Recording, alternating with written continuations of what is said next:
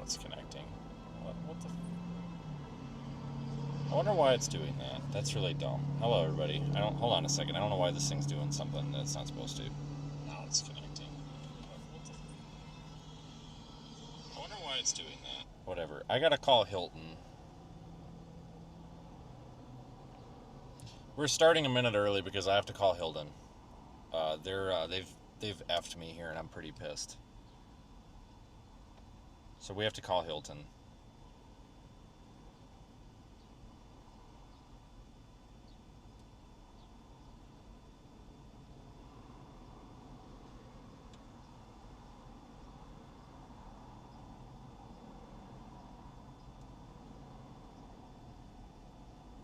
Alright. Apparently you don't call Hilton. Hilton calls you now. So I put in the request, so they should call us.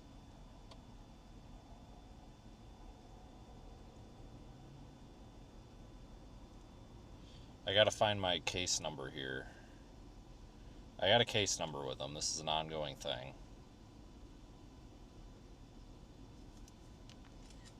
There we go. Hilton has not called me, even though I pushed the button. Resubmit your request. Oh, for Christ's sakes, man.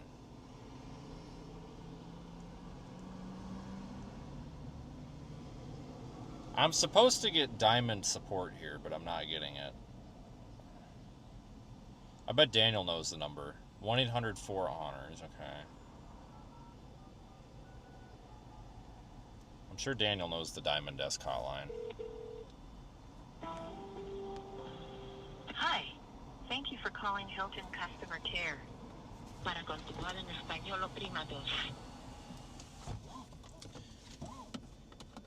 How can I help?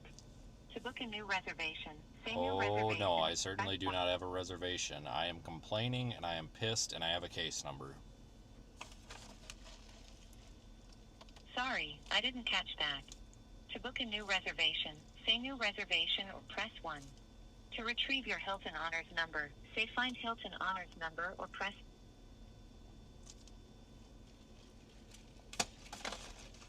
Are you calling about a reservation? No. In a little bit, I'll tell you why I have an anti-theft device from Walmart here in a minute. I didn't steal nothing, but there's a story behind this too.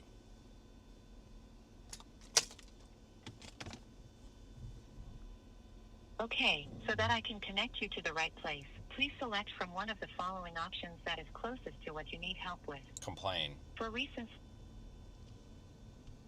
Are you still there? I'm pissed. Please select... I'm connecting you with an agent. That's what I thought. You may receive a survey via email about your experience with the agent who assisted you today. Just give me the person, Your please. call may be monitored or recorded for quality purposes. For information on our privacy policy, please visit privacy.hilton.com.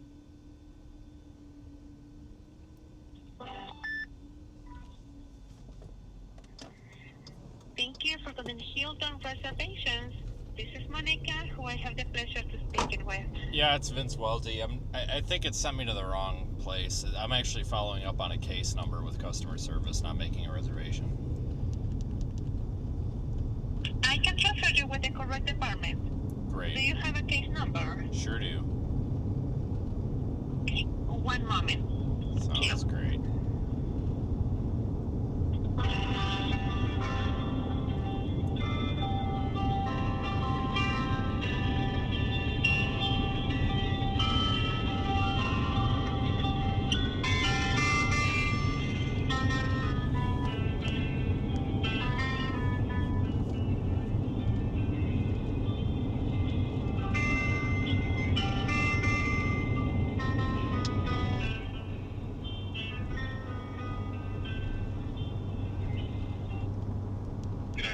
Thank you for reaching out to Hilton Guest Assistance. My name is James. Who do I have the pleasure of speaking with, please? This is Ryan Tillman, my travel. Hi, good afternoon. Thank you for reaching out today. How can I be of assistance? I have a case number that I want to follow up on. It was roughly 2 days ago. I was told within 48 hours I would be contacted by the hotel with refund options or something, and I never got contacted. And I was told if I didn't get contacted to call you guys back, so I'm calling you back. Absolutely, and thank you for reaching out once again. May I have the case number, and I'll be more than happy to check in and advise. Yes. 271-887-187. Thank you very much. Just a moment, please.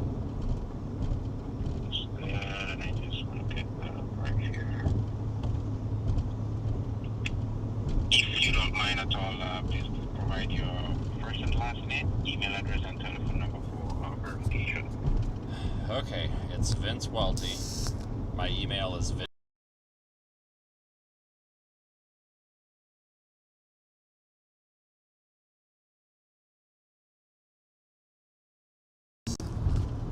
All right, thank you very much for the information provided. All right, so I'm taking a quick look here. I'm seeing that, apologies, I'm just taking a quick look to quickly read through the details. Okay. Unless we're being dirty, let's see if someone was looking at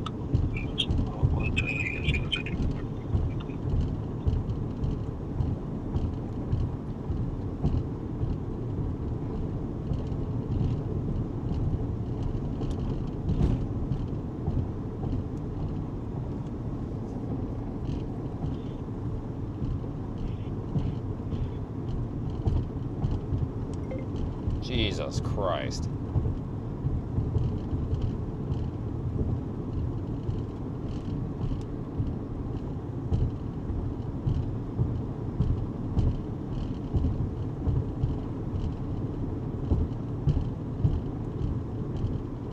Well, I guess he's still reading.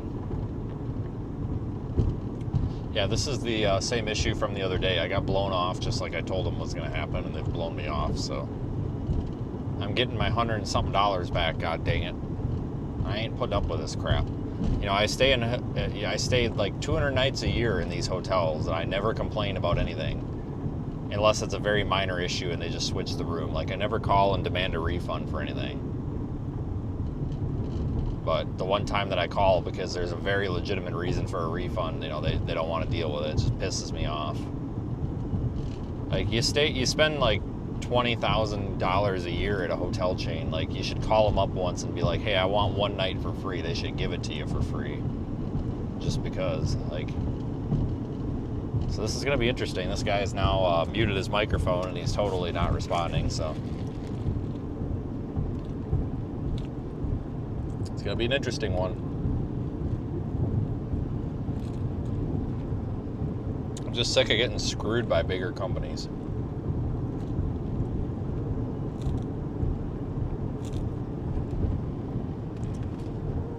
I guess this guy's just gonna leave us hanging here.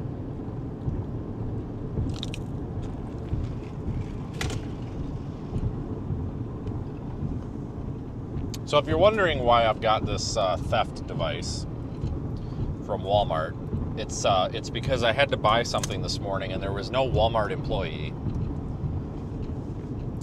I had to buy a router to program some devices, and I could not find a Walmart employee to save my life. And I paid for it, but I couldn't find anybody to take the anti-theft device off. And I went up to customer service, there was nobody there. I went over to the, like, you know, the regular checkouts, not the self-checkouts, but the regular checkouts, none of them were open. And I was like, screw it, I ain't got time for this crap. So I walked out with it and I set every alarm off in the store. Like, I don't know I didn't know what to do. It's like, I spent 5 to 10 minutes looking for an employee that would help me. I found one. God damn it. Jesus. I found one, but she said that she didn't have a thing to do it. I truly apologize about this whole situation, Vince. I've actually taken a quick look through the case here, and I see the case itself is still open, and I'm still pending a response. It's crazy. Pending a response from the hotel. I need to quickly reach out to the hotel directly to see exactly what they're going on with. And how they're taking care of this. Bear with me just a moment and I'll be right back with you. Yeah, that's fine, thanks. Thank you so much. Thank you. Okay, well, this guy might be helpful. This guy might be helpful because he said that it's crazy that they haven't reached out, so... We We might have got a good one. But no, I couldn't find anybody that would take the damn theft device off of the router, so I just walked out with it. And now we've got a souvenir. So if anybody wants one of these Walmart spider wrap devices, let me know, because I got one. I'm sure somebody's going to be like, that's stealing. No, it's not. It was attached to the product that I bought. Nobody would take it off. Nobody apparently worked at Walmart, and I had to go. So there we go. Yeah.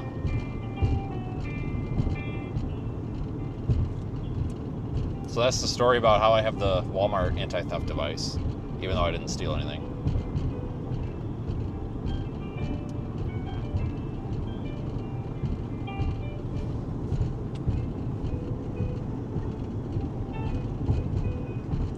So we'll see what the Hilton people do here. I don't even know what to think today, guys. I really don't. I was hoping the target area was going to be east of Amarillo, but I think it's like Plainview to Lubbock, and I don't know about this, guys. I really don't. I hope it's not a waste of a trip, because we're burning a lot of gas with not a lot to show for it here. So I got to look at tomorrow too. Oh, we have an 18Z HRRR now. Okay, 18Z's out, so that might give us some hope or some insight.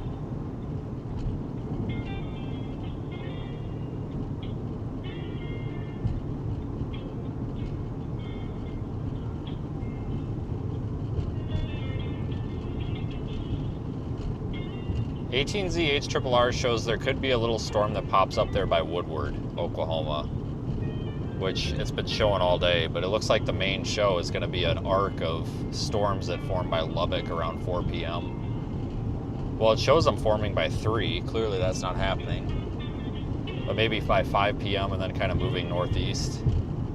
That'd be better than nothing. I'll take it. And then tomorrow it looks like storms might come out of the Raton Mesa, northeast Mexico. That's really pretty up there. Maybe by about 3 or 4 p.m. But there also could be a secondary target down by Lubbock. So as long as we get a hotel tonight, basically in Lubbock, Plainview, or Amarillo, I think it's okay. Being the target for tomorrow. I like these low risk days. In my opinion, these are the best days out of the year. The ones that everybody kind of just doesn't give a crap about, including myself, end up being the best days sometimes. What do you mean buffering? It's just fine. Isn't it? The ones that everybody... Yeah, we're still good. Must be on your end.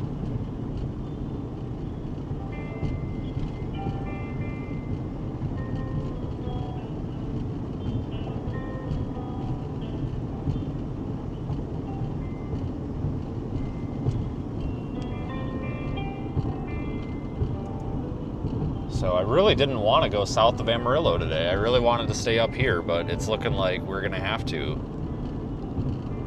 I can tell you where I'm not going to go for dinner tonight, though, is the Golden Corral in Lubbock. That was terrible. And I'm not going to the Hampton Inn on the southwest side of Lubbock either. That's the one we're complaining about right now. So now I know exactly where not to go. So we're a few steps ahead of us.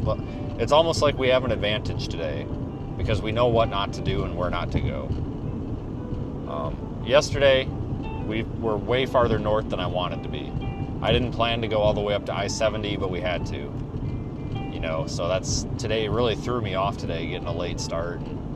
We had some problems with some of our equipment today, and I had to reprogram some equipment. It just threw me off today. We're complaining about the same reason as the other day when the hotel was just a total dump and a half. We're following up on that because they're not doing what they're supposed to do. So this is an old issue. But I thought today was going to be like a Pampa to Canadian Texas, maybe to Shamrock, Texas day. But it's looking more and more like it's going to be Lubbock, and I don't know.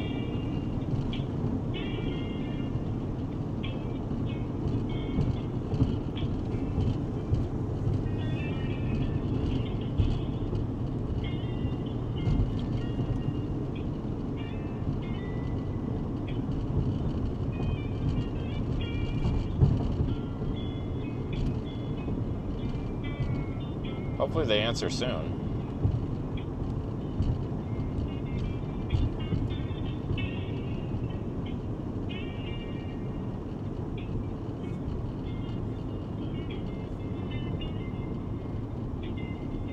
So this guy's reaching out to the hotel to ask them why they're ignoring me, because that's basically what the problem is they're ignoring me after they're supposed to refund me, but they're ignoring me now.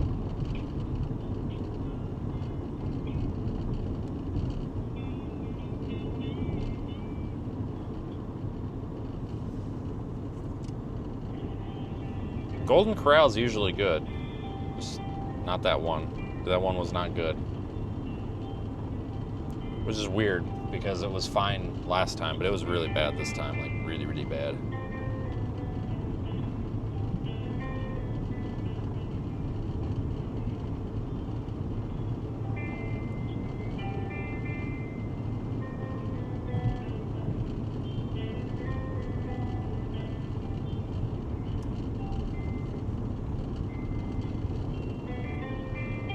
So we're about to go through Amarillo here.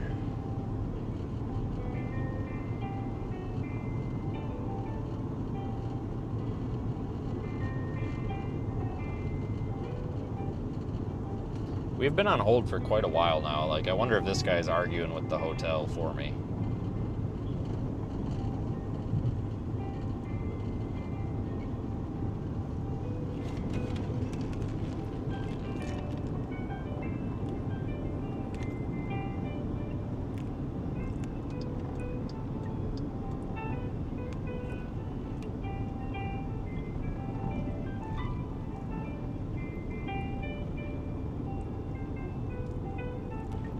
Anybody know how long we've been on hold?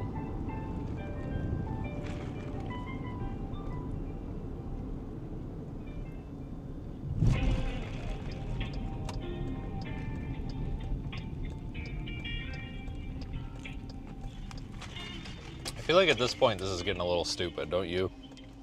Like, how much time have we wasted of Hilton's? I mean, we're going on probably damn near, what, a half hour with this call? Okay, almost 20 minutes. So we've been on this call for almost 20 minutes. We wasted a solid half hour of their time last week. Or 2 or 3 days ago. I mean, we're going to be going on wasting almost an hour of these poor people's time. Like, at what point is it just easier for them to say, all right, screw it, we're going to refund you?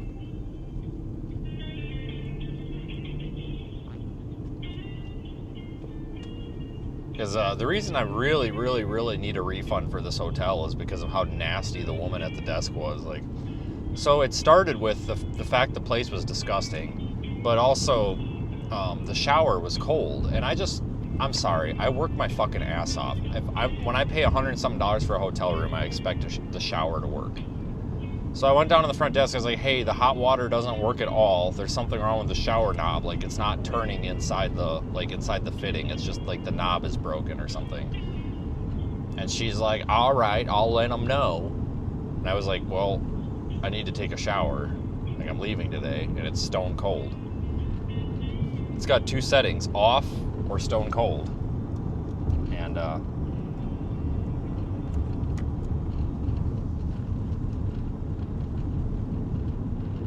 thank you so very much for your time and patience. Once again, I'm sorry, you still with me? yeah, I'm still here. Thanks. Yep. All right, good. Thank you so very much. I appreciate your patience.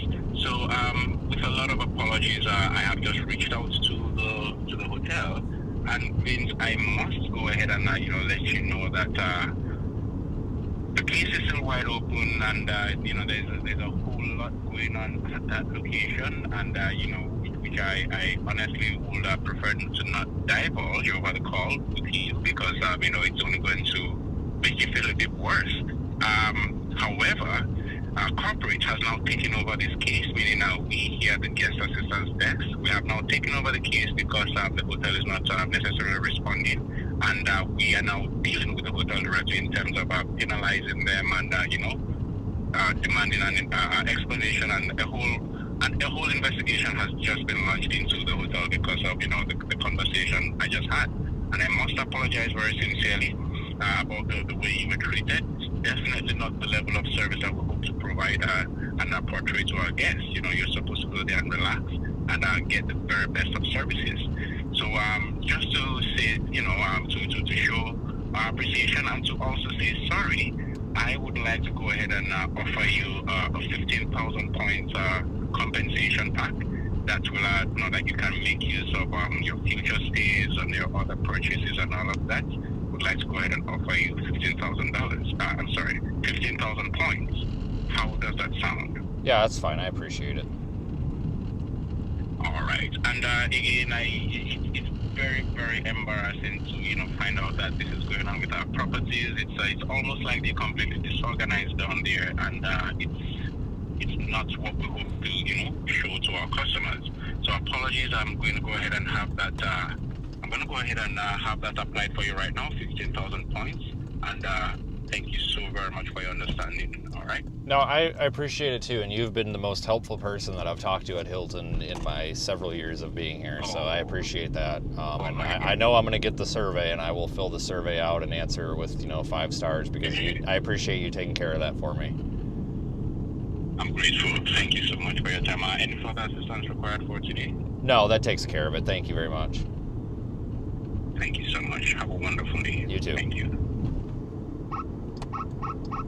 Yeah, I'll be honest with you. I can't understand a word that guy says, but I know that I'm getting a shit ton of points. So, I have no clue what he said. Oh, and it wasn't 15,000, it was 60,000. I just got 60,000 points, but I swear to God he said 16,000, and you guys thought he said 15. Well, I just got 60,000 points for bitching, so sweet. Hold on, I gotta...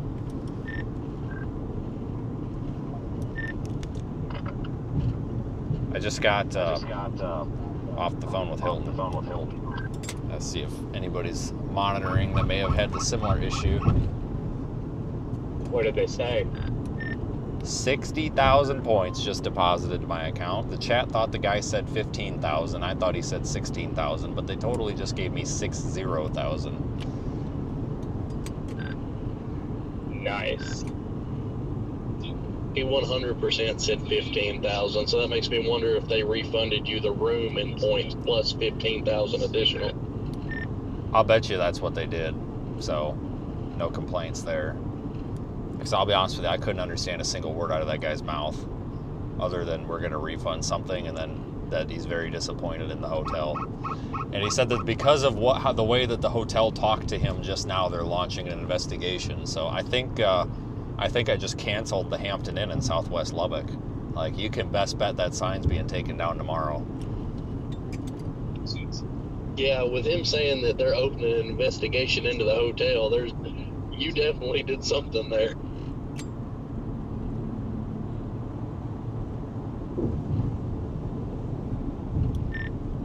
I know, man. Like, last year we got the Channel 8 guy fired. This year we got Hilton canceled, or Hampton Inn Southwest Lubbock canceled. We are just doing a justice for the world.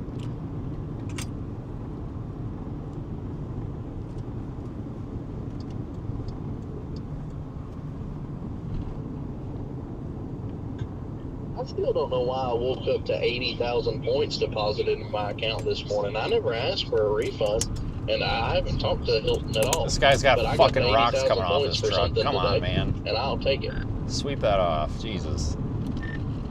Are you, well, every like 20,000 or 10,000 stays, you get like 10,000 points, or 10 stays, you get like 10,000 points, or have you just not been redeeming that or whatever? Because you have to manually go in there and select it. I wonder if they just gave you a bunch of points that you forgot to click on or something. I didn't know I had to redeem anything, so then maybe that's what it is.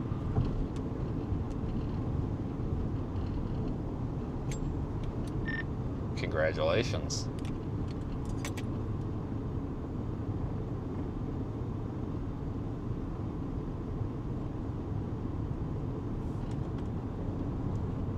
You got an MD? Yeah, I'm just passing bussies right now. I was gonna go down to like Turkey or something, but I don't know. HRRR crapped out on that stuff east of Amarillo, so I guess you kind of have to go to Lubbock now. You don't pass the bussies. I just passed it.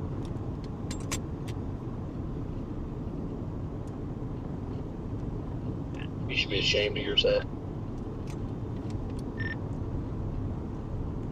Watch there be a giant tornado today and you miss it.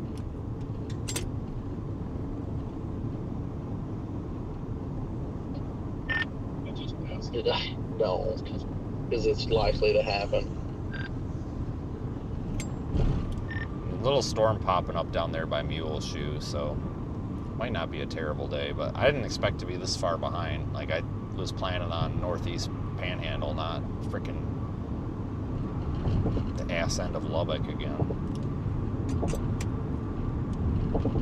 Yeah, be careful. You'll end up in freaking Midlands.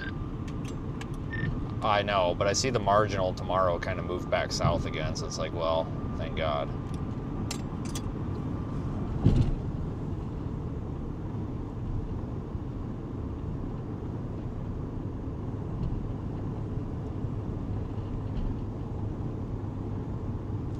Thank God. So I was thinking tomorrow was going to be like... I just scanned over, like the day 4 through 8, and obviously there's nothing outlined, but I didn't read it. Did you see anything in that that may suggest there could be something on day 4 through 8? Looks like 5 and 6, maybe something. Probably be Texas. I don't think anything big though, but you know, kind of like days like this, maybe. Day 5 and 6. I think it's Wednesday. Okay, if it's worth coming out for, then I'll definitely be out for that.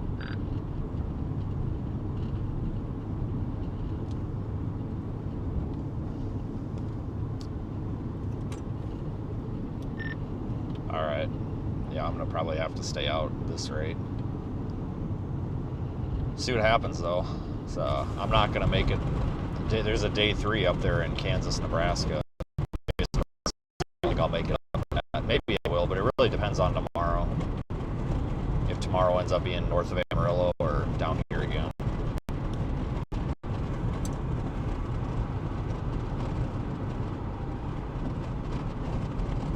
It's taken me forever to get from Liberal to Watonga. I've been on the road for 2.5 hours.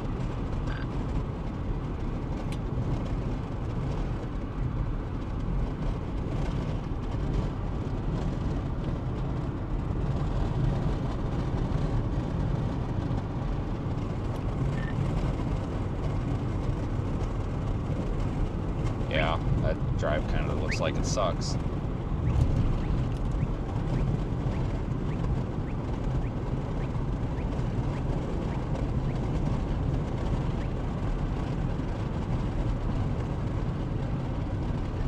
As of right now, it says that I should be pulling in my driveway at 1 a.m. And I know damn good and well when I get to I-40, I can beat that time.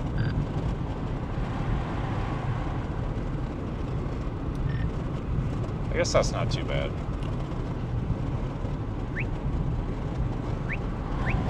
Really not. It was 12 and a half hours when I left Liberal.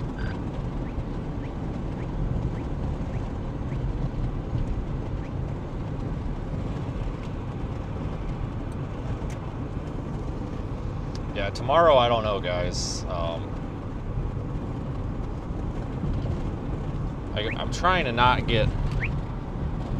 turn this into a day, or into a week where all we do is drive around, but it's turning into that. I didn't expect to be so far north yesterday, but it's like, what are you gonna, what else could you do? That's where the storms were. Really didn't think they were gonna be that far north, but they were.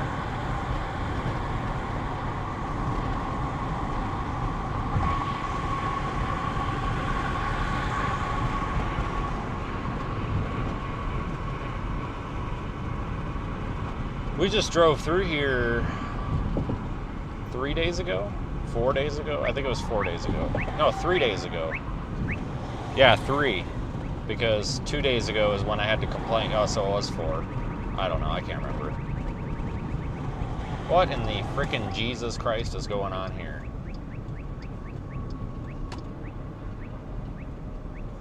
Oh, it's just everybody freaking out because somebody's broke down up here or something. I don't know what we're waiting on here, but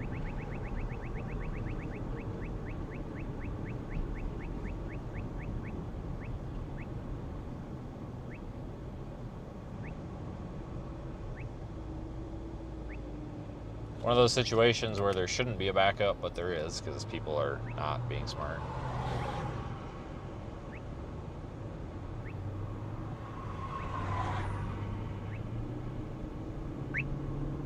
But there is a mesoscale discussion saying that there's a potential for a severe thunderstorm watch within the next couple of hours. Come on over, Subaru. Get her in there.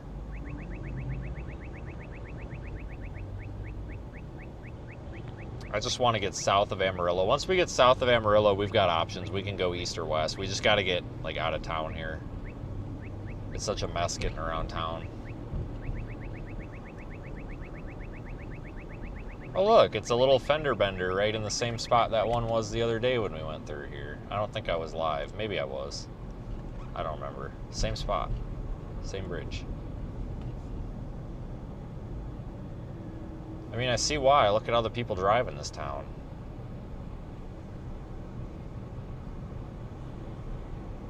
Oh yeah, your car's fucked, buddy. That sucks. Looks like it wasn't his fault, too. That sucks.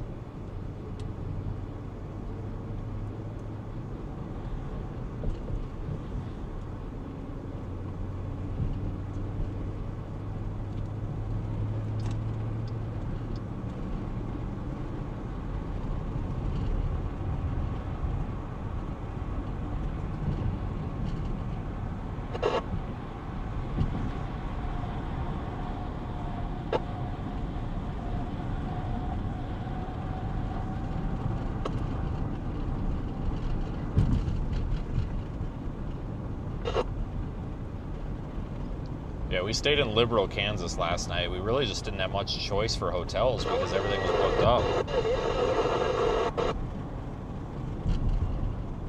That's the problem with Southeast Colorado. When you try to drive through there, there's not much for hotels to begin with. They sell out real fast.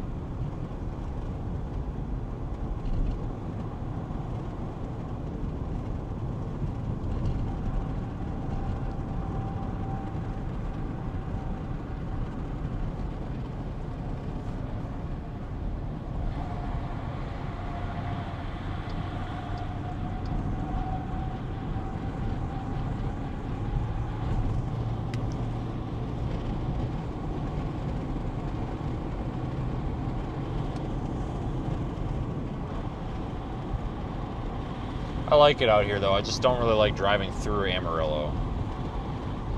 It's not bad. It's not great.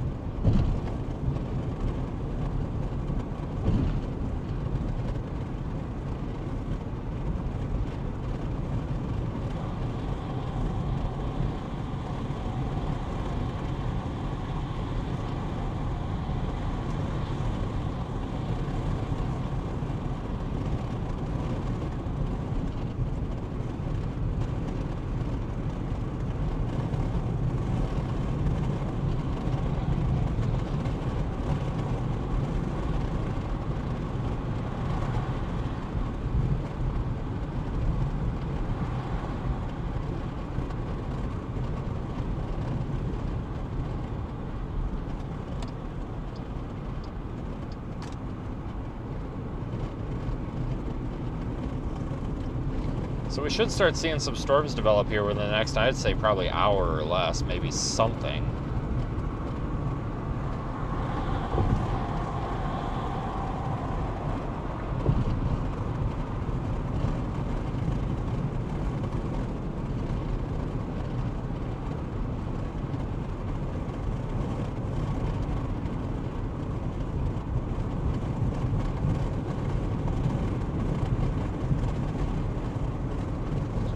Watching that little thing trying to develop down there west of Littlefield, near Morton.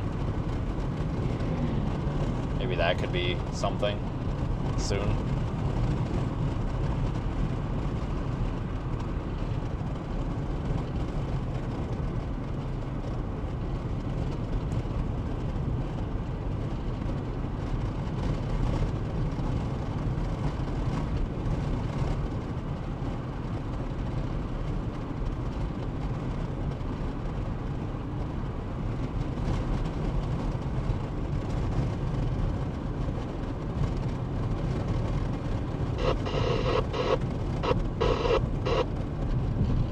Yeah, the deck systems are fine.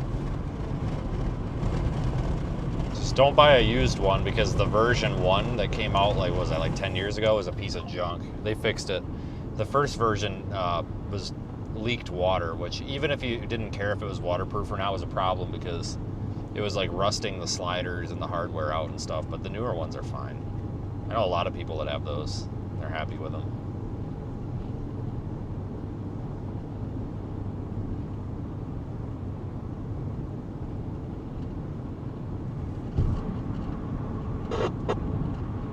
But, oh, yeah, the bed slide that they make, yeah, I mean, it's probably, I'm sure it's just as good as the rest, but expensive, though. Worth it, though. I mean,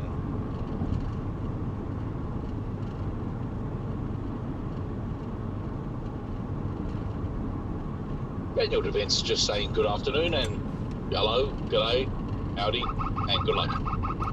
I just got 60,000 points comped from Hilton and an investigation launched into a Hampton Inn. We are having a great day over here. Oh my god, Tony, what did they do? Well, the place was downright dirty, but I didn't have any hot water for the showers, so I went downstairs and I was just like, hey, can I just get a different room or something? This was in the morning. I was like, I just need a shower that's not, like, ice cold. I said, I won't even, like, dirty up the room. I just need the shower.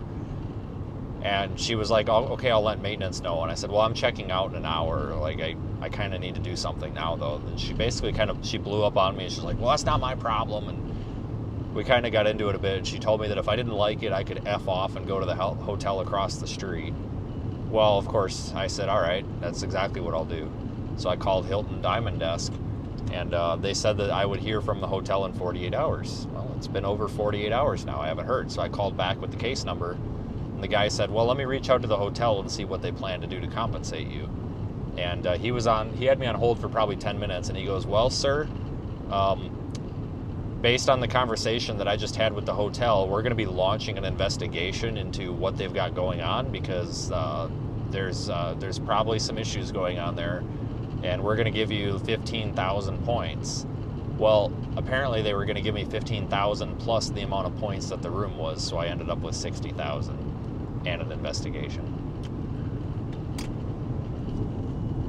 Okay, so it was a 45,000 point stay, is that correct? Basically. Okay, so you got 15,000 points as compensation. Yeah, I thought you got 60. We should have like a Hilton bingo card game. Points comped. Rooms that don't have... Hey, at least you had water. Remember, it was at Liberal, Kansas. They had no water of any kind. And they expected me to go to the bathroom and have a shower with 2 bottles of water. I'm pretty cool with that, but I'm not NASA trained, so, yeah. Yeah, we stayed in Liberal last night, but it was an IHG property. I almost had to book the Hampton. I forgot about the horror stories from that one. Because there was a problem with that Hampton a couple of years ago, too, but I don't remember what it was. It was somebody else that had a problem with it, so I think that one's on the no-fly list also.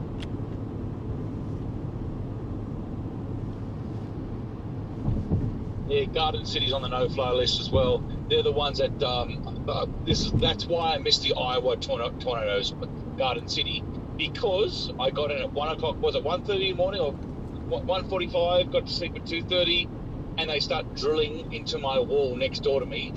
Literally next door to me, drilled into my wall at 8:15 a.m.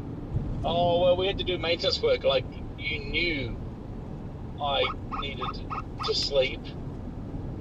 And I had a late checkout, and you woke me up by drilling into my wall. Well, we need to do maintenance. Then why didn't you put me in a room that wasn't going to be drilled into?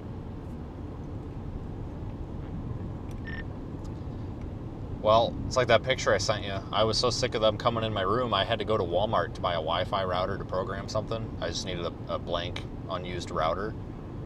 So, and I didn't want them, like, coming in the room when I wasn't there, so I put that little GoPro camera, I clipped it to the wall. I was like, there. And they'll walk in, see that, and walk back out.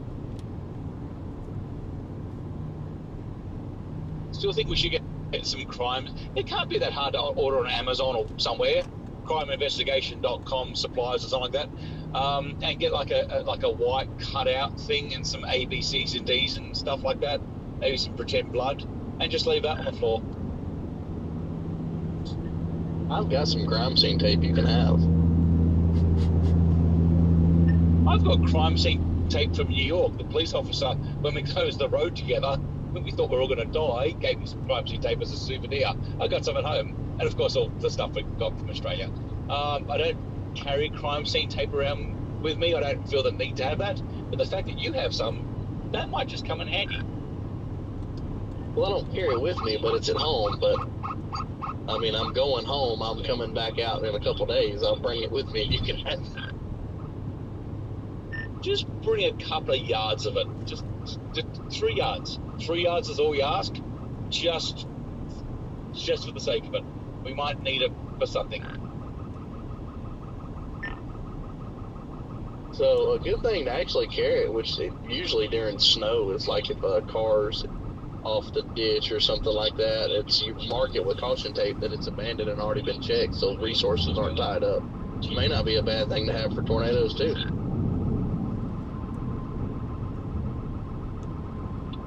Yes, let's give Daniel the crime scene my tape. aircon died, and I know what caused it. For $52, because O'Reilly's looked after me, $52 including tax, I got a free on recharge thing, which I've never used before, and it was blowing up. I thought my compressor had died. Turns out it's not the compressor, thankfully, because that would have cost over 1,500 Australian dollars by the time we're all said and done. Actually, no, closer to 2K.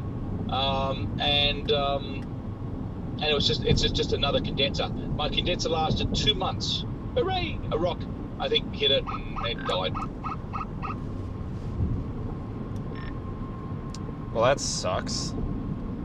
You got it scheduled to get fixed, or are you just gonna try to skate by with the refilling it?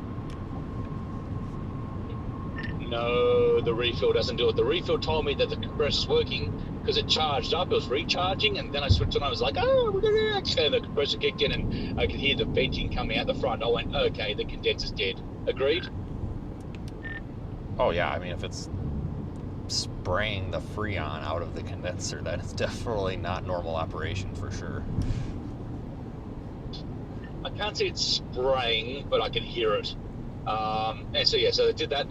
Cole, God bless him, the master tech out of Ludwig, was on the YouTube stream last night diagnosing it with me. He said it could be a frozen up condenser, a compressor. He goes, but it has been, got to look at it, but it ended up being just the condenser.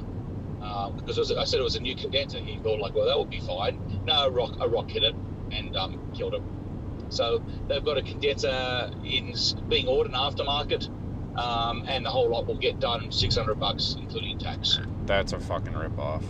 Now, Vince, you remember we did fix one of those with JB Weld a couple weeks ago. Oh yeah, I did a very, very professional repair on Taylor's car when he had a hole in his condenser. We used a whole tube of JB Weld and stuffed it all over the front of it and like plastered it on there, and apparently we stopped the leak, but there was a second leak. And I think he's still driving around with all that JB Weld in there. I was pretty proud of that one. Yeah, condensers are kind of hard, aluminum, hard to repair. Hey, we might get something okay today. Aluminium. Some stuff firing up south, but we'll see what we can get today.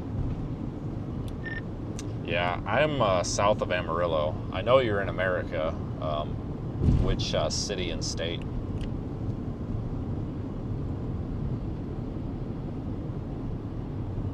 And he's gone. Let's just put it this way. I have a smile on my face right now. Does that give you my location?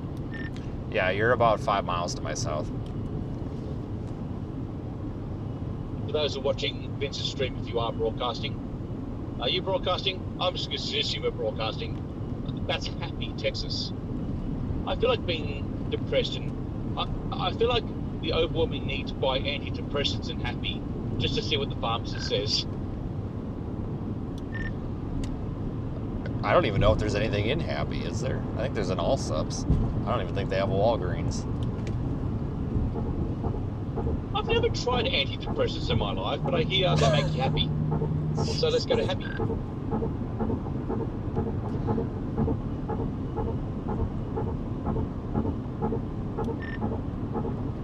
Yeah, I'm in Canyon. I was just south of Canyon. You're not far ahead of me. Yeah, I'm watching that stuff going up there west of Littlefield or whatever, so that might be the target after all. They should have a town called Sad near Happy. Happy and Sad.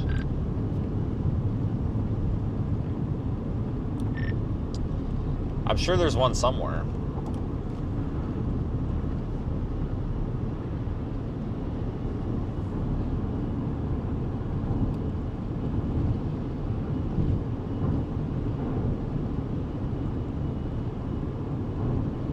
I bet Daniel's got the Hilton customer service hotline memorized.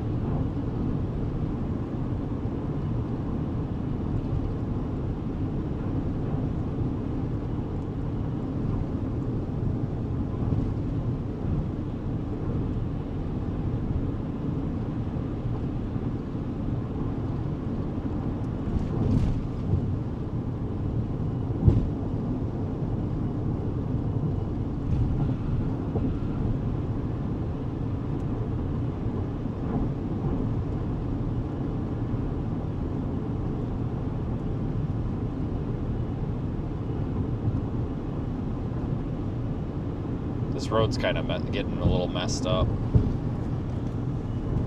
It's getting kind of washboarded, like rumbly. But yeah, we'll keep going south on I-27 here. So we're south of Amarillo, but a ways north of Lubbock. There's a little shower going up, I guess, between Littlefield and Clovis, kind of by Morton. Maybe that could be something or not, but if you look at radar out of Lubbock, there's a couple of other hints at maybe some storms trying to develop soon. So, you know, you're starting to get those really weak reflectivity echoes. And there's talk from SPC about issuing a severe thunderstorm watch. So I would expect something to happen here. I'm not sure what, but we should get something. Maybe a pretty storm, maybe a total disappointment. I don't know, but either way, I know there's going to be something to look at.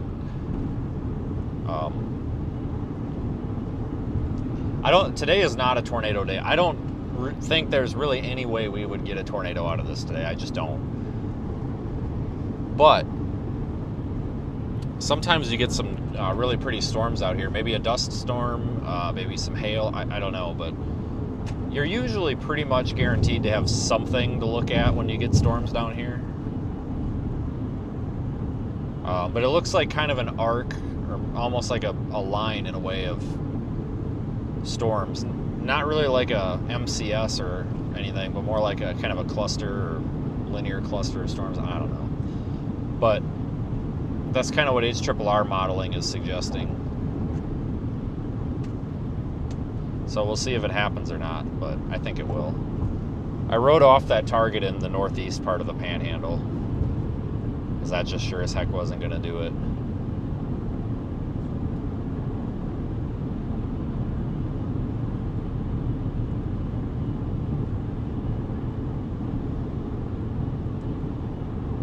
If you drive like off center in the lane like this, your car doesn't vibrate, but if you drive in the wheel ruts, it's pretty terrible.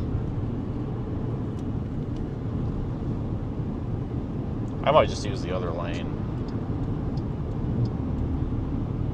This one's a little better, but you can even see it on the road. It's getting like washboarded.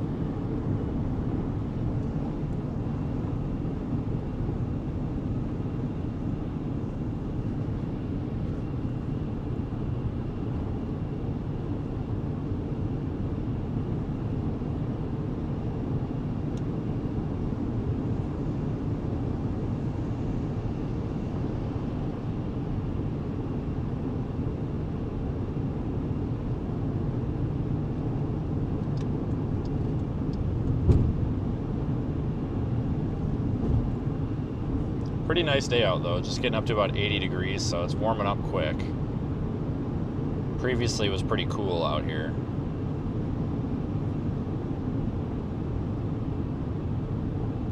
That little storm over there, west of Littlefield, south of Muleshoe. I guess I wouldn't really call it a storm. A little rain shower. That might be the first of something to go, if that makes sense.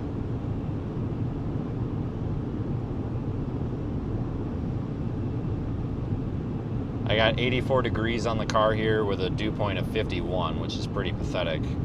So anything that's going to happen today should be high base, but that's okay. Sometimes when you get a high base storm, they can be really, really pretty.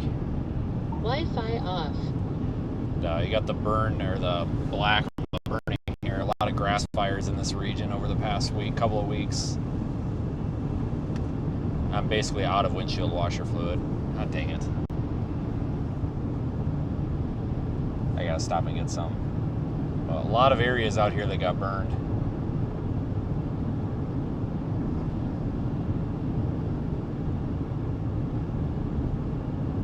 But I'm really not in a huge hurry today.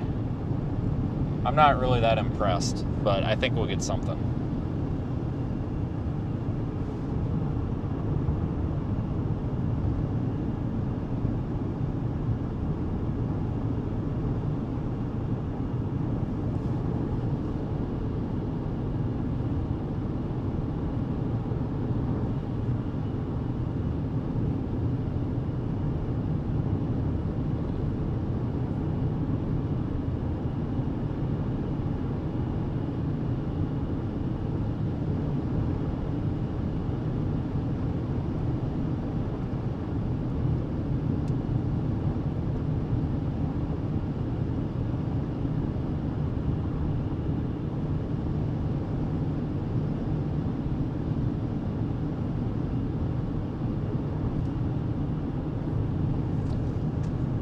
So I have a feeling we're going to end up in Lubbock,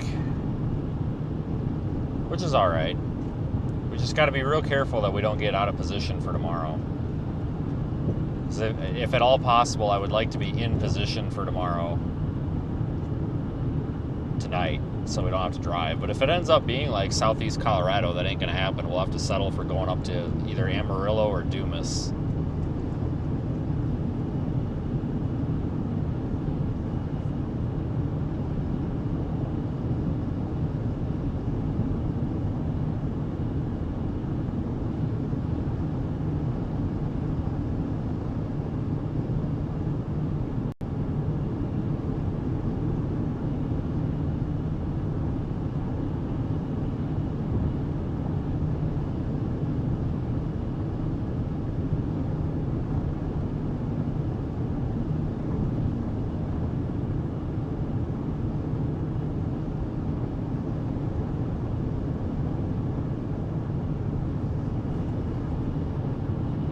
Yesterday was all right though. Definitely wasn't spectacular, but it wasn't a disappointment. But it's like I said, it's all about if it's worth the drive or not. And I would say it was worth the drive.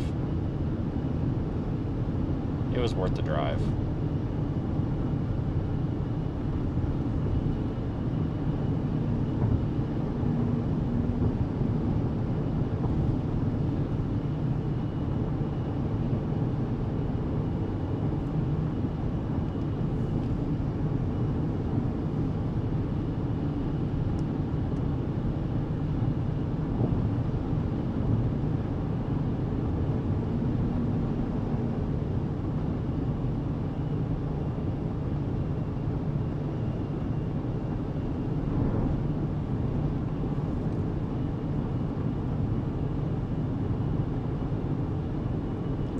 Kind of a drive,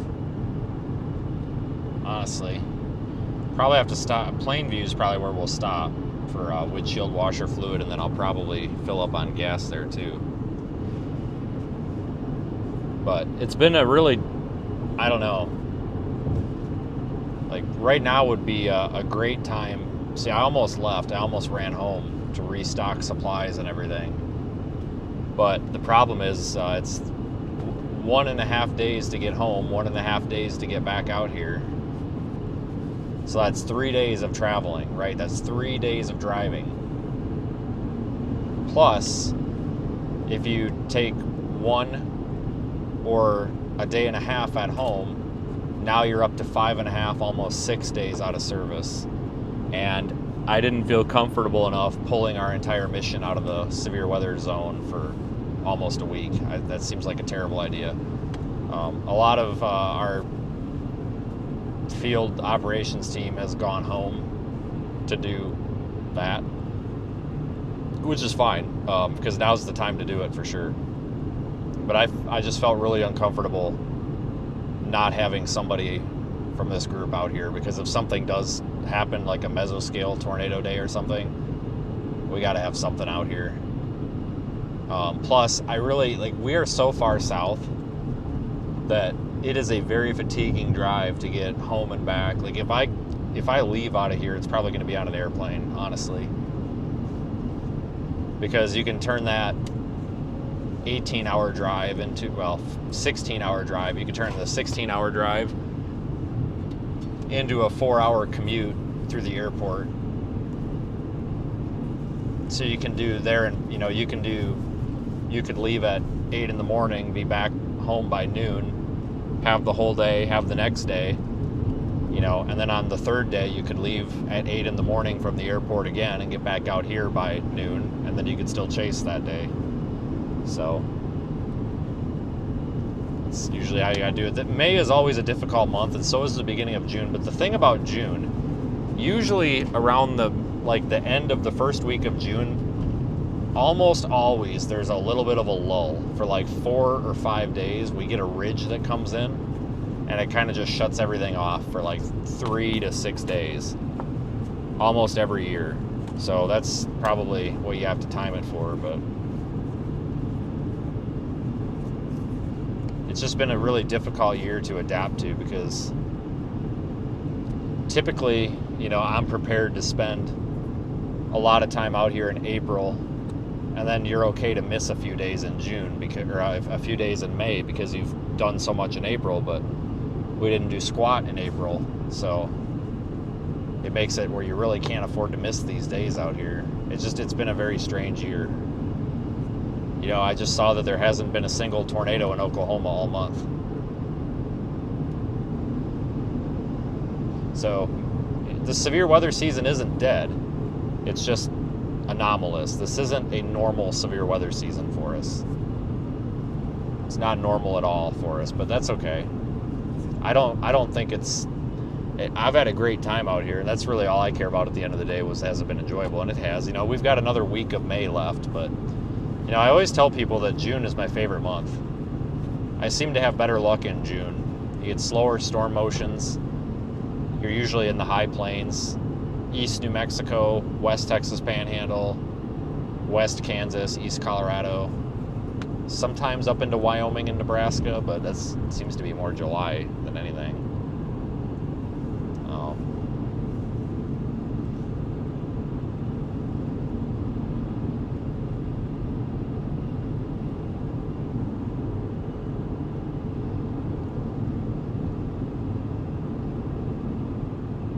Yesterday was a good day to be out, though. It was a pretty calm day. Other than that doorknob that parked in the middle of the intersection. That guy was a doorknob. But everybody else was fine. It was just a nice day to be out.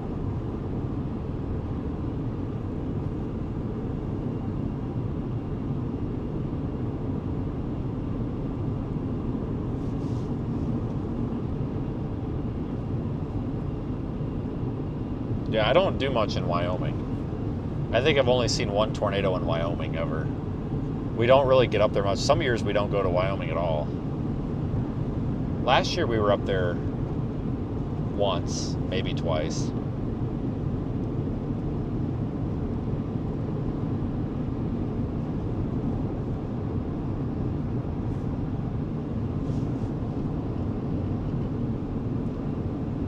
So this is Happy, Texas, and this is a kind of a memorable storm chasing location back in 2020. I think it was 21. I believe it was March 15th, 2021. Somebody can check that. Maybe it was 2020, but I think it was 21. There was there was like 2 supercells that produced several tornadoes out here. None of them were that great. But it was like the first big tornadoes of the year. There was a couple of them here just southwest of town, and then there was one east of town.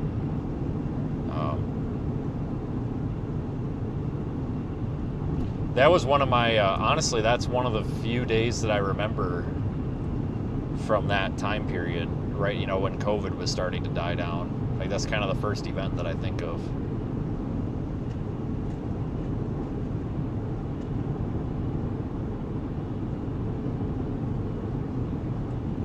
Well, I remember, what was that, 3, maybe 4 years ago, where there wasn't a single tornado watch in Oklahoma all year. So I know what you're saying. Yeah, I see that stuff I see the stuff southwest of Lubbock, and I see the stuff northwest of Lubbock also.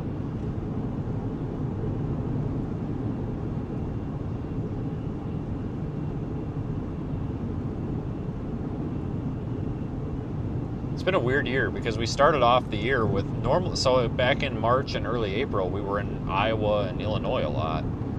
Typically, that time of the year, you would be in Mississippi, Alabama, Florida Panhandle, Southwest Georgia, Louisiana, East Texas. But no, we were in Iowa and Illinois for some reason. Tornado Alley hasn't shifted, so here's the problem. So there's a lot of social media people that are, and unfortunately, news people, fox weather, that are promoting that Tornado Alley is now somewhere else. It's not. So if you actually look at the number of tornadoes and like the impact of tornadoes, it's still Texas, Oklahoma, Kansas, Nebraska, whatever. There's always been that additional area of frequent tornadoes in the southeast US. However, most of those tornadoes are pieces of turd, and they last for about 30 seconds. They're brief spin-ups, but they're still a technical tornado, even if nothing happens and it's a little turd. So it's like padding the stats a little bit. But also with social media these days, we are getting more reports of tornadoes that we might not have gotten before, because people are, they always have their cell phone out, they're ready to video things. Tornado Alley has not shifted. I think people are just realizing that there's not just one hot spot for tornadoes here. I mean, there's a couple of them, but I mean, realistically, there's always been that additional hot spot down there in the southeast. It's just, it seems like up until recently, like the past 10 years, nobody ever really acknowledged it. I mean, they did, but it wasn't really a thing. But now everybody's all going crazy about it, like, oh my God, this has never happened before. But it has. It's happened throughout history, you know. Look at the 1970s tornado outbreaks and stuff. I mean, it's just, I think with social media and the internet, I think we're getting more reports of tornadoes and storms, and it fills in the map more. And I think people are just starting to realize from like a social science perspective that, you know, there are other places than out here where we get a ton of tornadoes. But the thing about the tornadoes out here in the plains is they're typically longer track, bigger, more visible. I mean, if you're talking about like a tornado that, you know, you would, like a stereotypical tornado, something that you can see, it looks like a tornado, you don't have to use your imagination, whatever. It's still, out here is still the biggest for that. But yeah, believe me, that's such a hot topic right now. Like, people argue and argue and argue and argue over that. And it's such a dumb thing to argue about, because really, at the end of the day, who gives a crap? But oh man, I tell you what, you go on, if you go on Twitter, man, they argue about that weekly.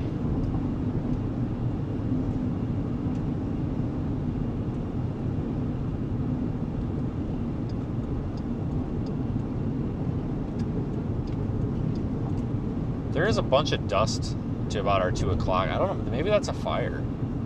I doubt it. I think they got quite a bit of rain down here, didn't they? I don't know. Maybe somebody's just plowing a field and there's just no wind.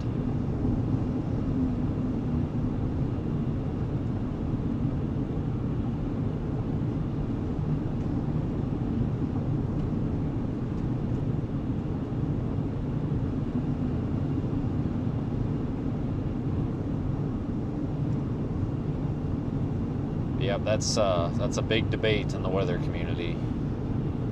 Yeah, I don't know if you guys have noticed, but weather has become such a lucrative industry.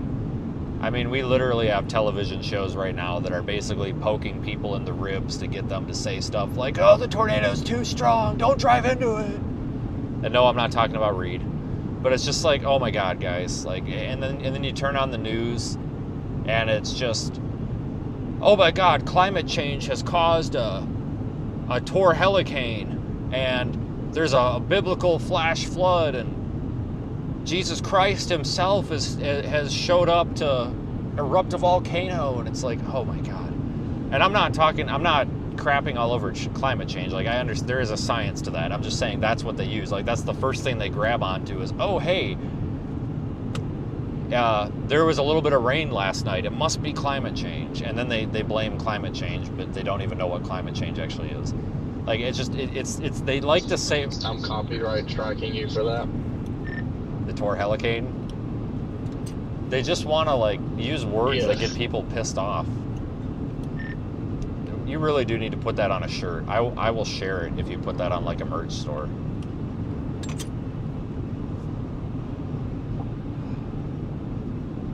But, like, it's just... Weather has become such a lucrative industry that it's kind of terrifying, because weather is public safety in a way. Like, so much relies on the weather.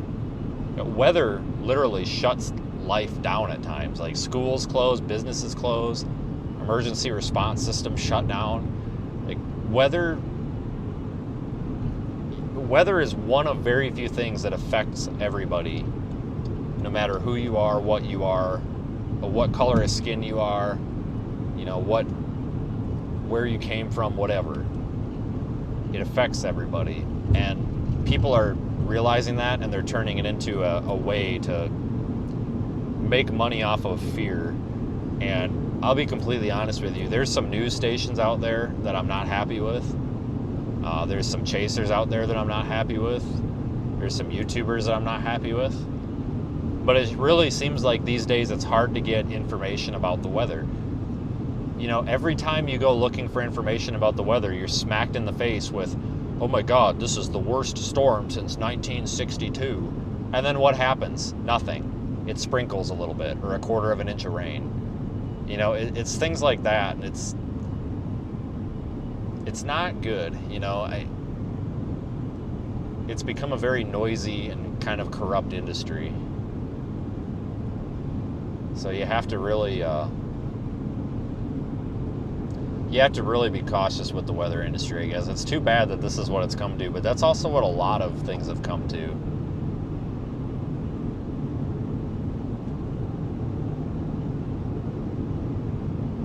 Oh, that's just it. You know, and you know, tomorrow they're going to say that the tornado was because the penguins melted all the ice. And then you know what they'll say the next week? They'll say that it's because, they refroze the ice and now it's too cold. Like, these people literally pull crap out of their butts. Like, 99% of these people that talk about the weather and climate change and all these buzzwords don't have a clue what any of it is. Like, oh my God, the average temperature is 73 degrees, and today it was 73.2. It must be the penguins or something. It's just like, oh my God, like, no. Or the cows. Now they're blaming the cows. I'm just like, oh, for Christ's sakes, guys. Like, you're going to blame the cows for climate change, but you're not going to blame, I don't know, BP for dumping how many billion gallons of freaking oil in the damn Gulf of Mexico and then just saying, oops, I'm sorry. Like, hello. Like, you got British Petroleum over there who just, like, exterminated half of the ecosystem in the Gulf of Mexico, 20 years ago, and they just said, oh, I'm sorry. Like, but you're worried about the cows? Like, Jesus. God dang.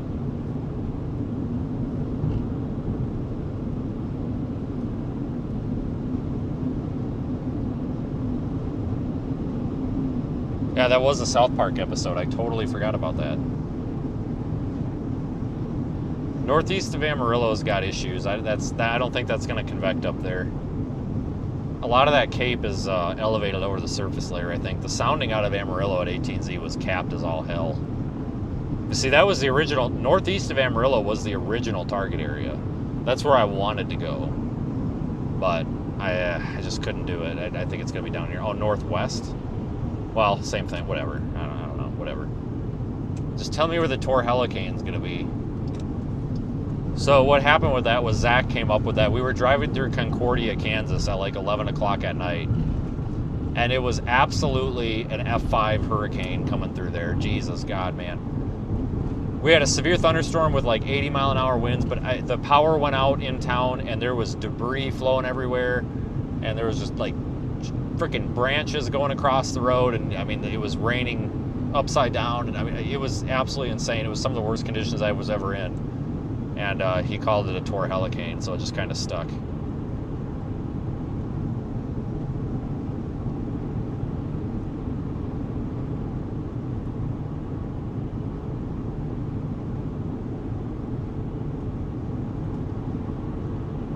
That night was ridiculous.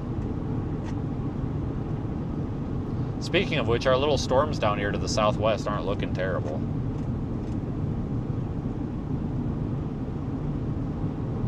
Yeah, you spelled it right.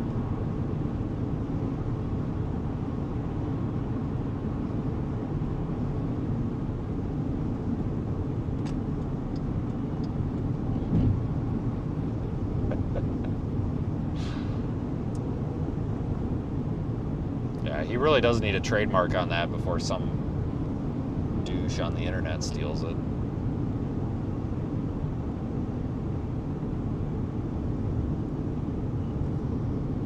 Oh yeah, critical thinking is not a thing anymore for a lot of people.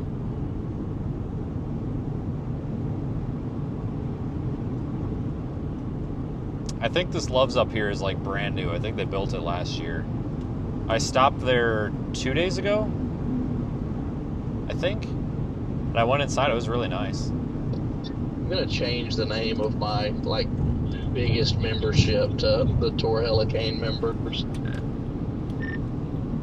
That's genius. I can't wait for there to be a giant tornado, and I'm gonna report it as a Torhelicane.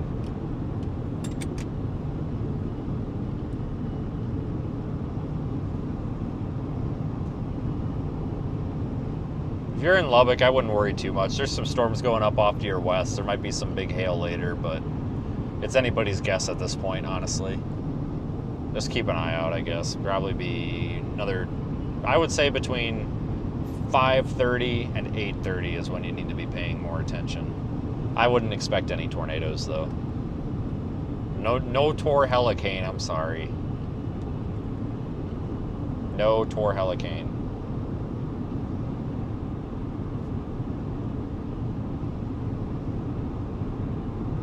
Yeah, all the big multi-vortex tornadoes. Oh my God. Jesus God. I saw the pictures of all those pieces of garbage last night, and everybody's like, multi-vortex wedge. I'm just like, that's a piece of shit in the field. Like, did that even disrupt the anthill? Like, seriously? Like, you're screaming and yelling, oh, big wedge over that? Like, are you kidding me, guys? Jesus Christ. Like, the Torhelicane was more violent than that crap was. Holy smokes. Oh, I know Ryan would love to steal that. I'm sure he probably already has. I'll sue his ass over it. I'll run a GoFundMe to protect Zach's rights to Torhelicane. So, we've said it. We've marked our territory on Friday, May 22nd. So we beat him to it. You can't steal it now. Oh my God, I know, like, everybody kept coming into the chat. Somebody's got a really big tornado. And then I'm like, really? And then you look at Twitter and there's a picture of the really big tornado, and I'm just like, really? Like, are we really that desperate for views that we're milking it that much? Jesus. Cripes.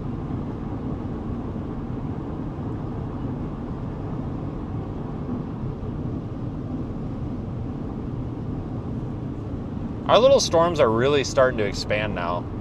If you look on Radar Omega over there by Clovis, and then those ones down there west of Littlefield, I'm going to say it's probably going to make the most sense to go toward the south ones.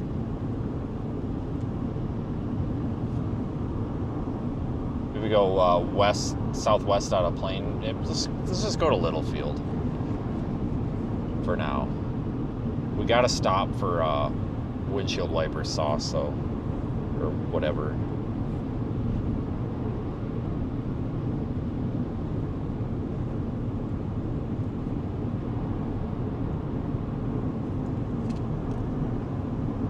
Yeah, Daniel's cool. We like Daniel.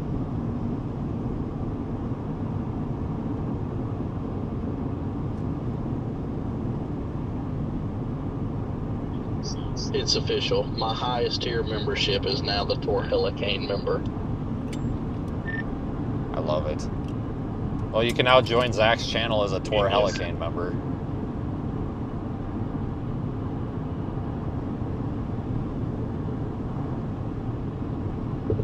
Gulf of America. No, at the time it was definitely the Gulf of Mexico when they dumped, 75 bajillion barrels of oil into the Gulf of I don't give a crap. I really don't give a crap.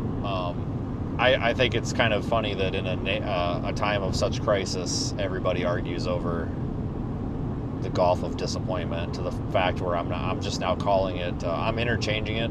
Some days people get really mad when I call it the Gulf of America, and then some days people get really mad when I call it Gulf of Mexico. So I just kind of feel it out. If I feel like people are reacting more to Gulf of Mexico, then I call it Gulf of Mexico. If I feel like they're reacting to Gulf of America, I call it Gulf of America. And then they all get crappy with me in the comments, and then it just boosts the engagement, and it's a win-win for everybody. So just kind of milking the algorithm on that one.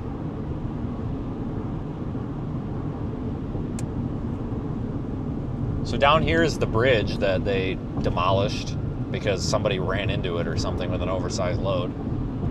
They were tearing it down last year, and clearly they've made zero progress. If anybody knows what the story is with this, I would love to know what the deal is, but I thought I heard that somebody hit it with an oversized load. But there's just a big hole in the bridge. So I don't know what the deal actually is, or why in God's name it takes so long to fix that, but if anybody knows or has any insight, I would love to know.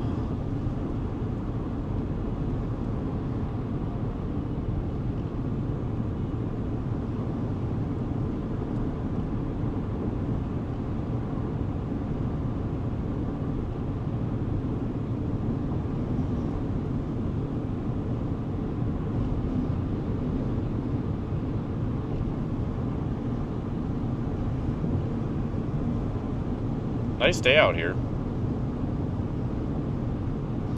Yeah, I think our target storm is that one west of Littlefield. It's even got a little shower going up in front of it. I think that's our target. If you guys hang on 1 second, I'm going to reboot the Starlink because it's all screwed up. So you might have a little bit of a break in the signal for 10 seconds here.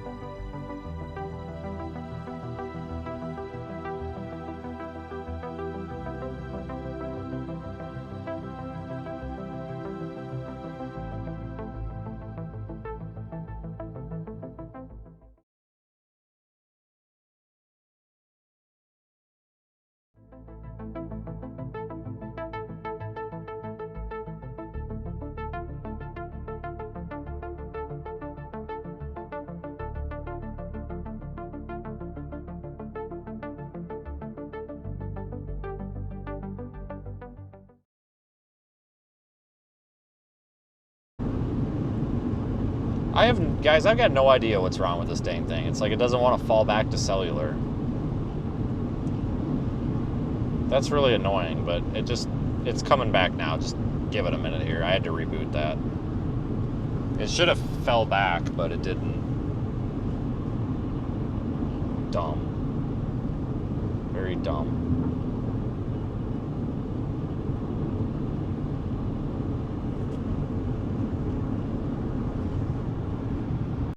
There's roof.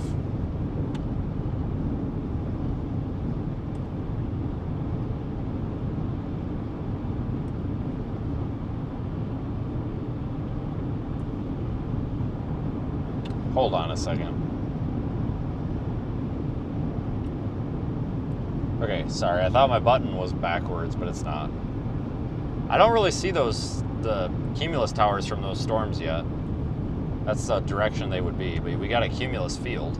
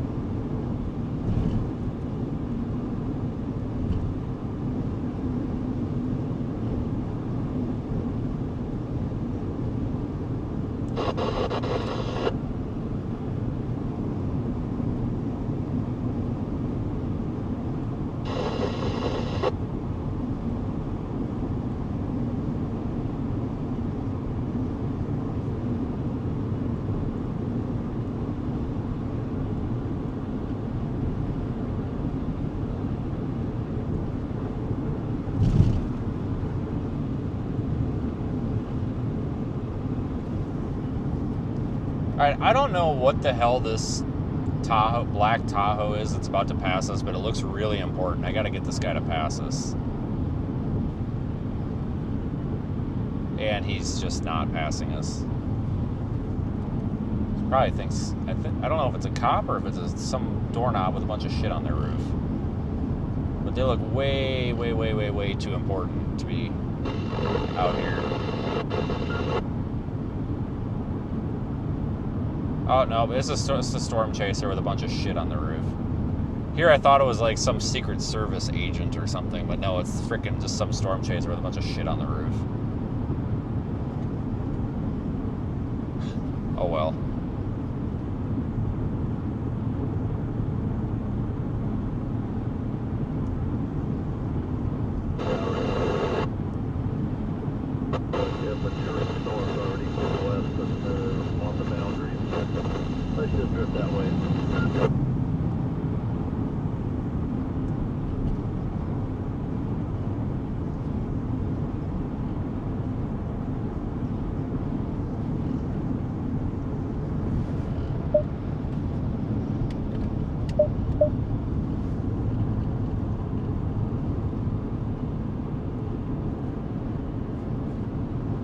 Really nice day out today, though.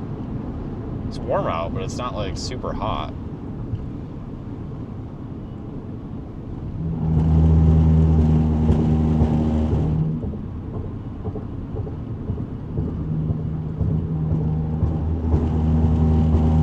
Some of these cones are a little bit left or right of center there.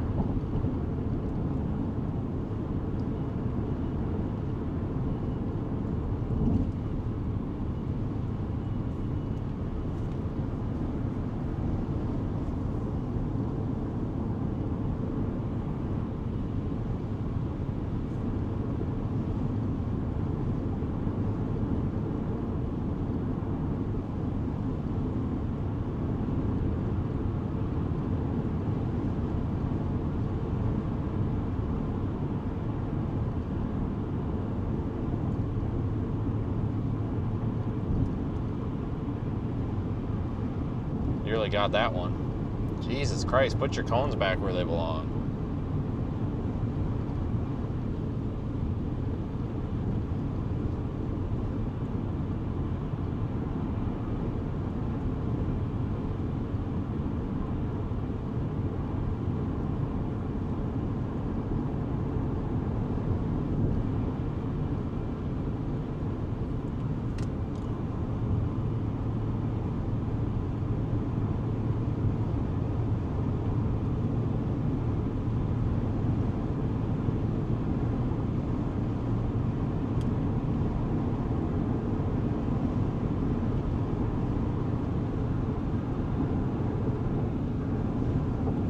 roof camera is acting kind of stupid. I might have to reset it again.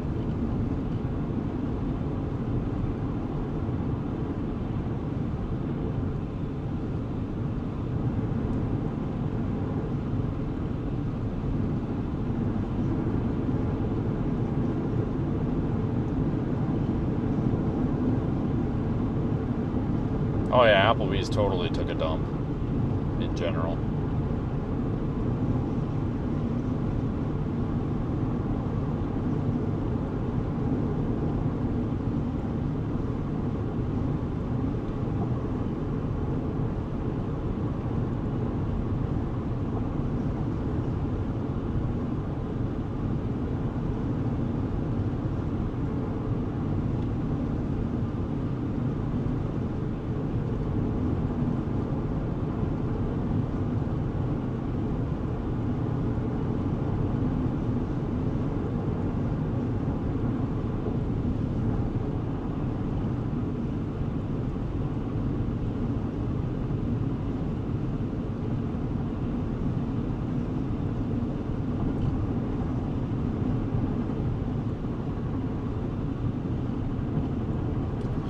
Before we get off of the interstate, though, we just got to make sure we go get some gas or windshield washer stuff. I think I got enough for like one more spray, and then that's it. The low fluid light's been on all morning. Yeah, I'll be honest with you. I really don't think that the amount of storm chasers is a problem out here. I really don't.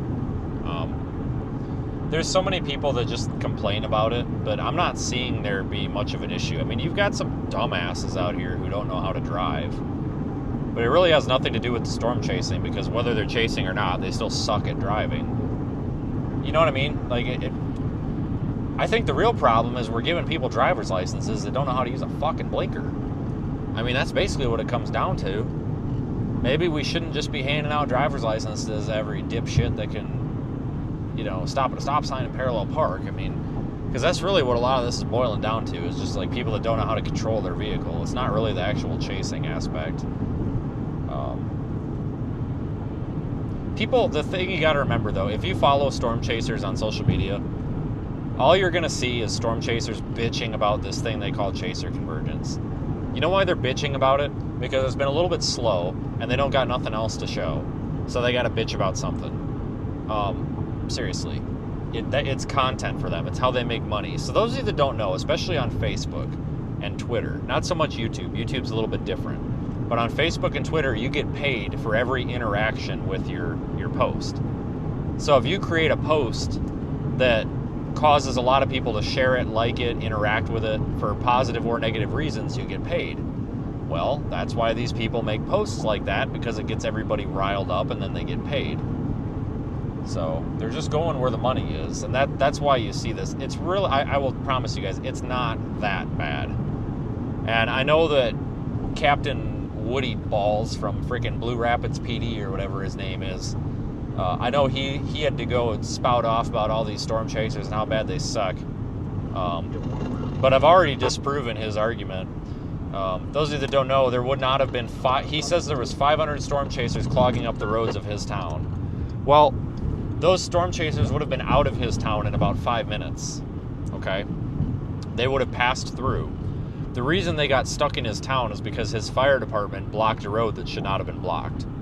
The fire department came out and said, "You're right, that was a mistake. We shouldn't have done that. It was a misjudgment. That was stupid. We should not have done that." So that took care of it. The issue is over. But if that road would not have been closed for absolutely zero reason, which they admitted was closed for no reason, which is illegal. You can't just, the fire department can't, and I'm sorry, you can't argue this with me. You can't, as a volunteer firefighter, you can't show up on a road and say, "I'm going to close this road because I want to close it." That's not how it works, okay? The police know that. It's just like the police can't just bother you on the side of the road for no reason other than to just have a conversation, right? You know, anybody in law enforcement's got to tell you that. You can't just show up and shut down a road as a volunteer firefighter unless there is a reason to do so. For example, there's a fire, there's something blocking the road. a tree branch that is about the size of Chief Woodyard's weenie is not a reason to block the road. And they admitted that. They flat out said that. They said it was a lapse in judgment by one of our fire department members. That same fire department member punched a guy's mirror out. We've taken care of it. We can assure you that will never happen again. And they took care of it, so it's not a problem anymore. But the storm chasers are still talking about it. It's like they took care of it. There was a mistake made. The fire department said, okay, we're not going to make that mistake again. That road should not have been closed. And they said that. So that takes care of it. But the police chief refuses to admit that, and he keeps saying, oh, that's all the storm chasers' fault. No, the chasers, it looked like there was 500 chasers in your town because as they were passing through your town, your fire department blocked them from exiting your town, and there was only one road that goes east out of your town. That's why it looked like everybody was parking in the road in your town. So, you guys, I'm going to tell you something. Just because somebody wears a badge, don't make them a good person. And just because somebody is a police chief doesn't mean that you can trust everything they say. You know, I support law enforcement 99.9% of the time, but you can't take their word as gospel, and you certainly can't take their word as gospel when it's on the news. That's just all there is to it. This ain't Grady Judd, and this ain't Deputy Slope, okay? If we were dealing with Judd or Slope or Sheriff Lamb, I don't think we would have had an incident like this. But, you know, because I see a lot of comments about it. You know, here's the deal, guys. This chaser convergent thing, how many times on my live stream do you see us in a position where we can't get moved around because of chasers? It doesn't happen. It's not that big of a problem. It's really not that big of a problem, because what happens is you get a big group of cars on the road, yes, but it's almost always a bunch of kind of amateurs that don't really know what they're doing. And that's okay, but they're staying like 3 miles outside of the storm, and they're kind of in a group together. We're not around them. We just go around them. We go around them, we take a different road, whatever. It's not a problem. There's really no issue here. The issue, like I said, really is just mainly when you get doorknobs with a driver's license that shouldn't have one and don't know how to operate their vehicle. And those are the people that should be pulled over for doing dumb shit, like placing their vehicle in the lane of travel when there's no emergency or road hazard, and then blocking the road. Those are typically the people that should receive a right-of-way violation citation or something. But like I said, guys, it's not an issue. And I can assure you, if it's discouraging to you, if you want to chase storms but you're afraid that you're going to contribute to this, no. The only way that you would contribute to a problem by chasing storms is if you come out here with no clue what you're doing and drive right up the tornado's ass crack and get in the way because you panic and you put your car in park and then get run over by the tornado. That's how you would get in the way. If you're staying outside of the storm, taking pictures, just enjoying your day, I don't think you're possibly in any way, shape, or form getting in the way. It's just, I don't see it. I'm not seeing it. You know, you have exceptions, like the people that will go and follow Reed or follow Tiv.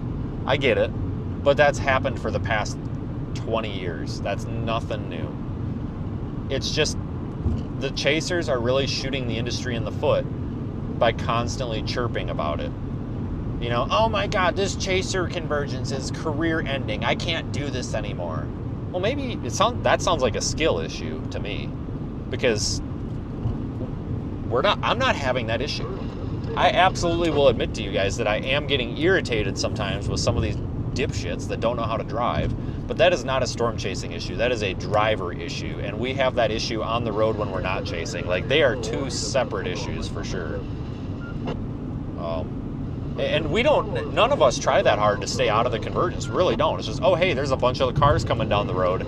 I don't want to be stuck behind them, so I'm just going to go on a different road. It's that simple. It's not that hard. It's really not. I promise you that.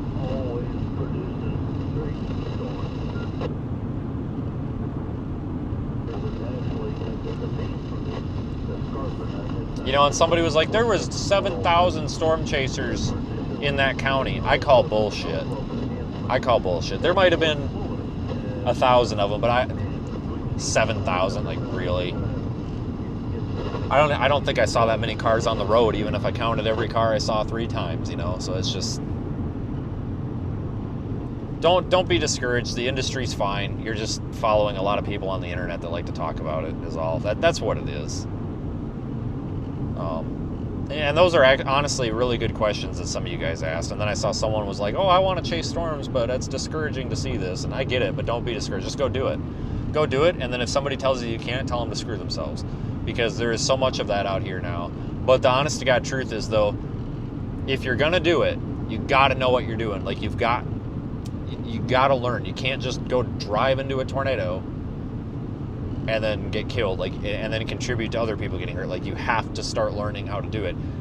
But you can absolutely go chase storms without knowing a lot of what you're doing. But you better use your common sense, though, and you can. You know, oh wow, big cloud over there. Drive by the cloud. There you go. Problem solved. But like, you just have to use common sense, which is not a common thing anymore. How do they know they are chasers or just people? Well, I don't know, but chasers are just people too. I mean, I get what you're saying. I get it. But my thing is where it's like, I don't know. And that's just it. Because, you know, there's so many people that go and look at storms that aren't chasers.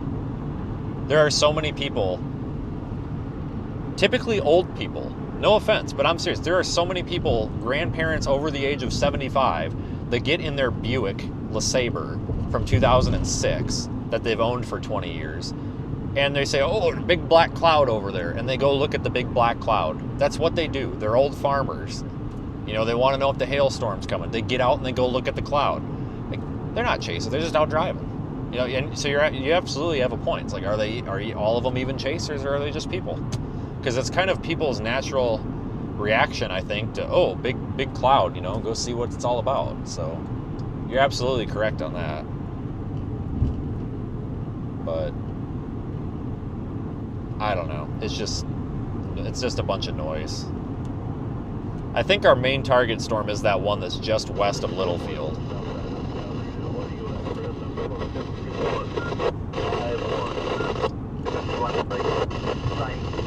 Yeah, we know where the moisture is. It's just north of here. We ain't gonna follow that little storm this morning. God dang, keep it on your side of the road. Whoops. Oh, when did they severe warn this? 10 minutes ago? How the hell did I not... What the frick? Well, that's weird. What the hell? Wi-Fi on. How did I not... I must have had that turned off. Well, that's the warning layer. I must have had the warning layer turned off. Oh my god, they warned the one to the south too. When did that happen? Oh, that one just came out. Okay.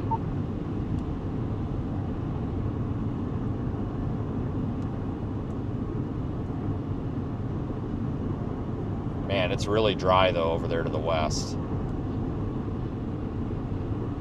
Boy, howdy, a 38-degree dew point? Is that even right?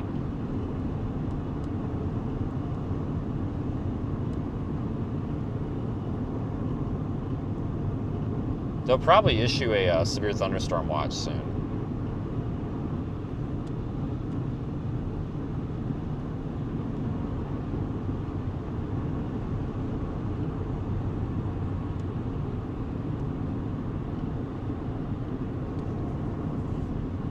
But yeah, it's severe warn. Sorry, I must have had the warnings turned off. I guess. Whoops.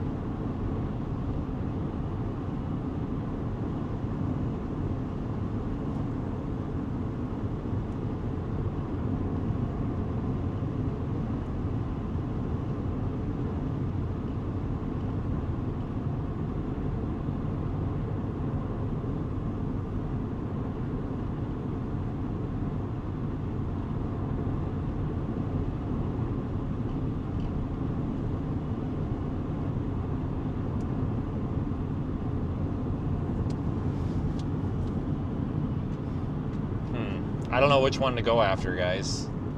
We could still get to that one to the southeast. There's better moisture. A lot better moisture. Shit. But I like how that one to the west looks.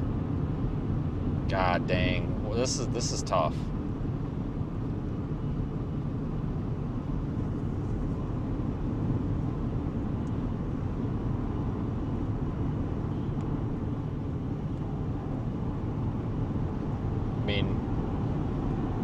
would probably make the most sense to go to the ones to the southwest or southeast, but man, that one to the west looks a little bit nice.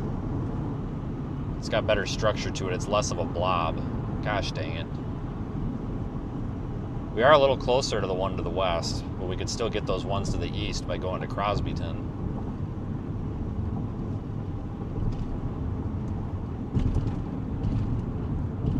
Shoot.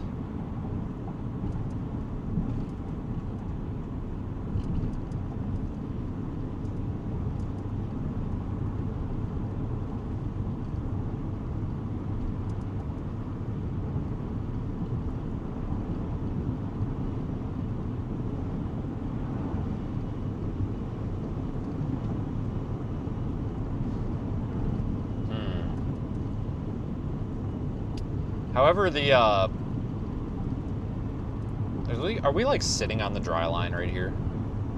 Because if you look at plain view, the moisture is 46 dew point. Out there in level land, it's 38 or 37. We must be sitting on the dry line. What's my observation on the car here showing? Standby here, 1. Yeah, moisture's holding steady about 42, 43 degrees over the past 20 minutes. So, yeah, maybe once that thing comes to the east more. Once that thing moves east, it could possibly be a little better. It's just, I mean, we're not looking for tornadoes today. It's just, that's just not going to happen. But I'm looking for the best. You know, I would hate to show up at a storm and then have the storm take a dump. You know, that would suck.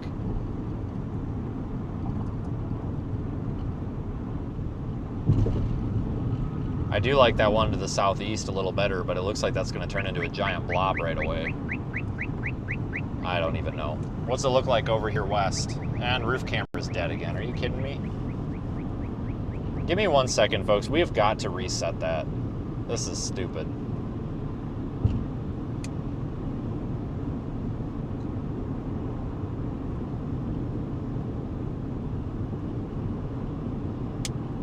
All right. So when I reset the camera, it also resets the Starlink. So we're on cellular only.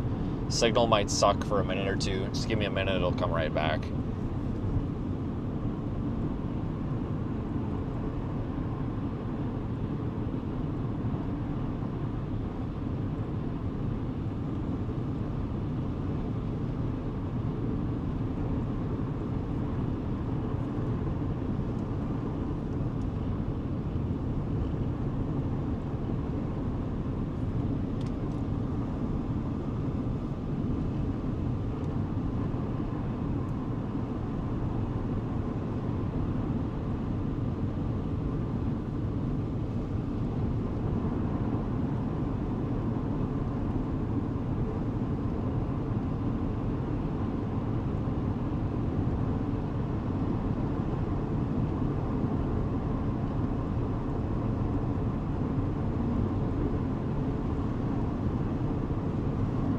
The good thing is that the storm motion today is super slow. The one out to your west is moving east at 15 miles an hour, and the one down south is moving northeast at 10 miles an hour. Yeah, I see they issued these warnings for like an hour. Yep.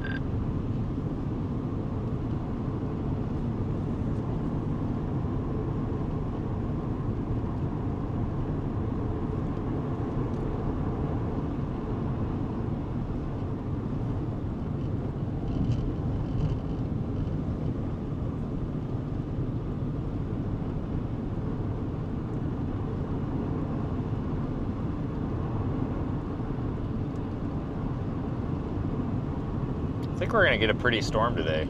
All right, we should get the roof camera back online here any minute.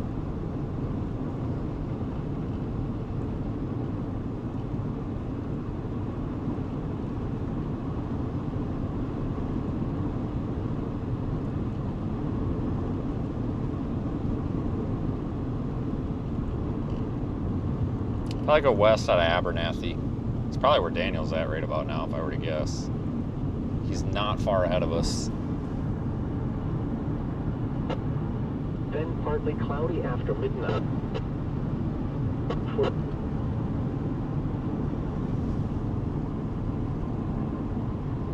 some reason the roof camera is not booting up. What is going on here? I might have to actually, when I stop, I might have to actually go up there and hit the button. Sometimes, it's very rare, but sometimes it doesn't power cycle.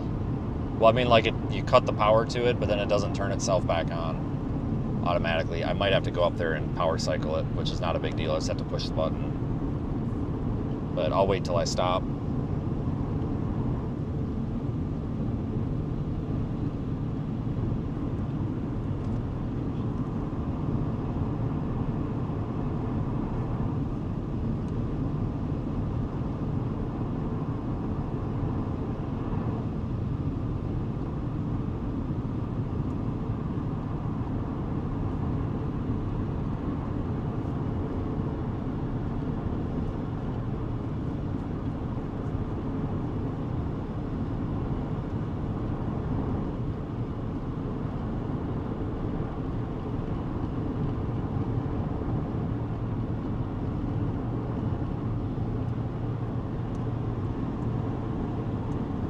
Yeah, I like the western ones better, I think. That's probably where we're going.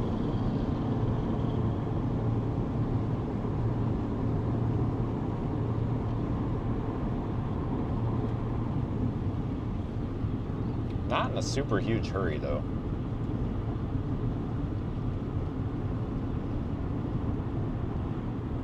Oh yeah, we're for sure going west. Unless something changes.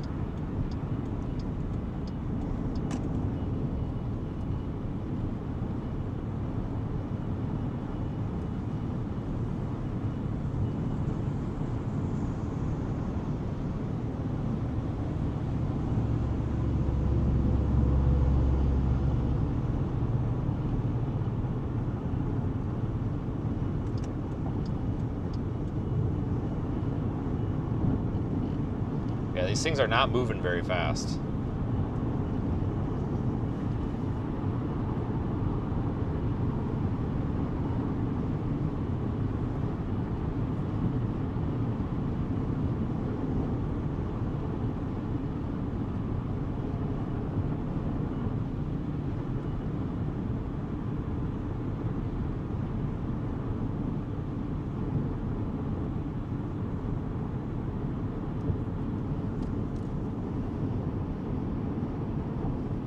Yeah, the slow storm motion is nice.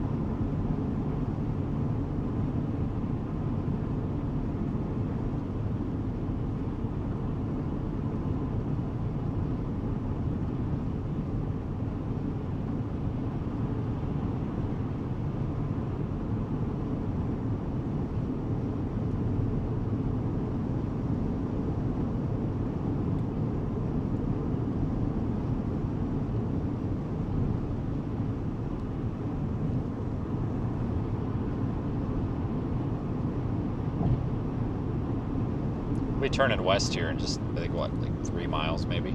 I think we're going to get a nice day today. I think it's going to be a good day.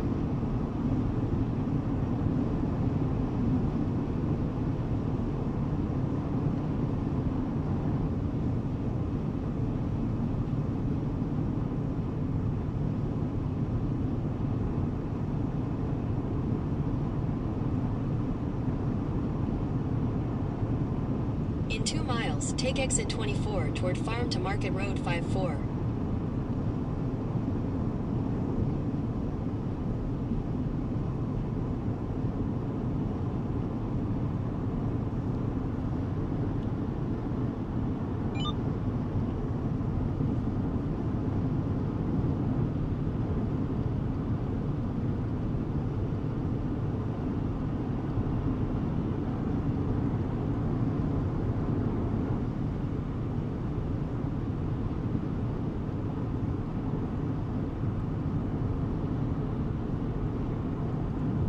next turn here.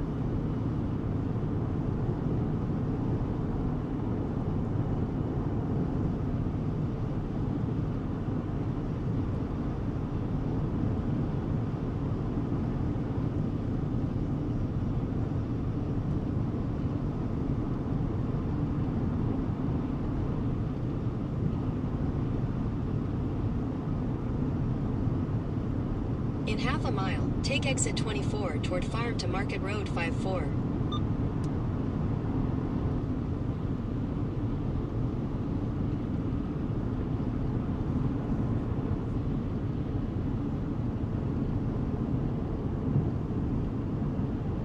Take exit 24, then merge onto I-27 frontage road.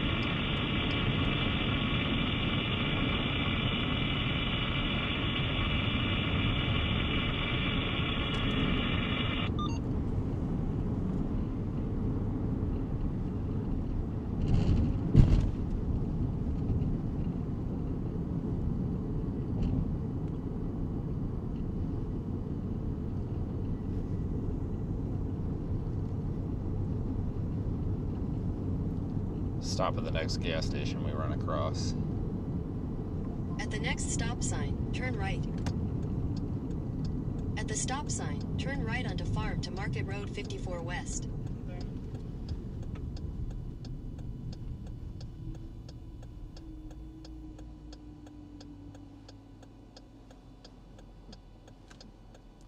Okay, well, you're gonna screw off. That's fine. I'm just gonna go then.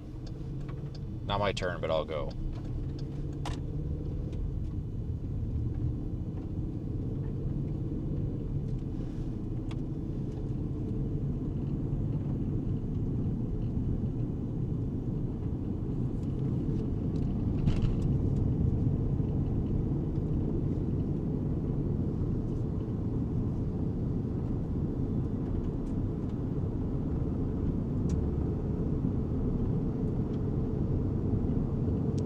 If we don't come across a gas station, I'll just stop and clean the windshield off manually here. I got a rag. I know it's pretty terrible.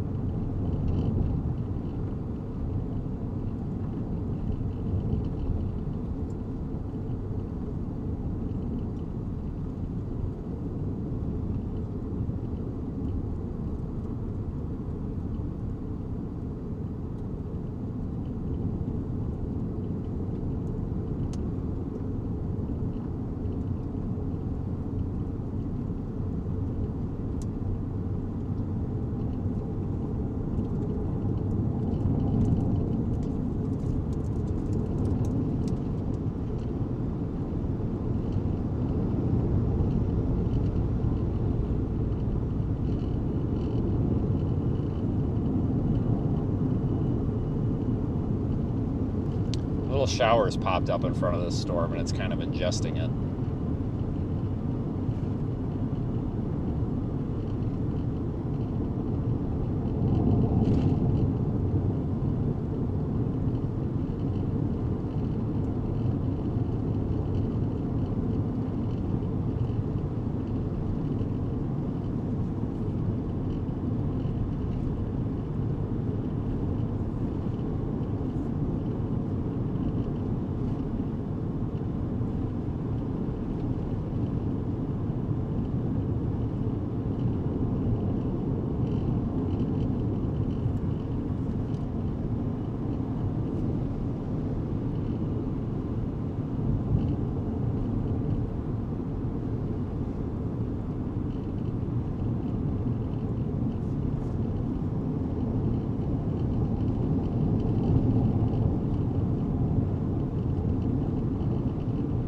Seems really dry out here, so we'll have to watch for a little dust storm or something.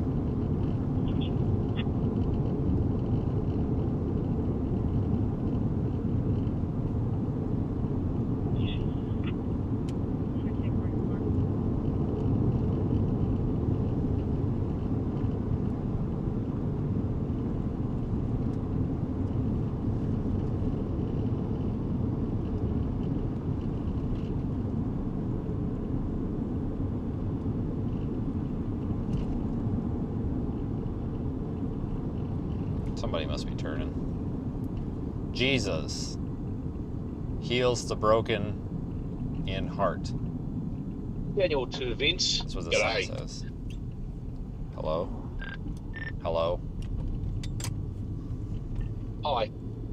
Not having air conditioner sucks, but you know, it's kind of fun. I feel like it's like a preview to hell in a way, but just like a little bit cooler, maybe. Down near Littlefield, I'll see you down here, my friend. I'll be on 439 750 Simplex on amateur radio. Yeah, I have a strong feeling I'm only a few miles behind you. I'm heading that way.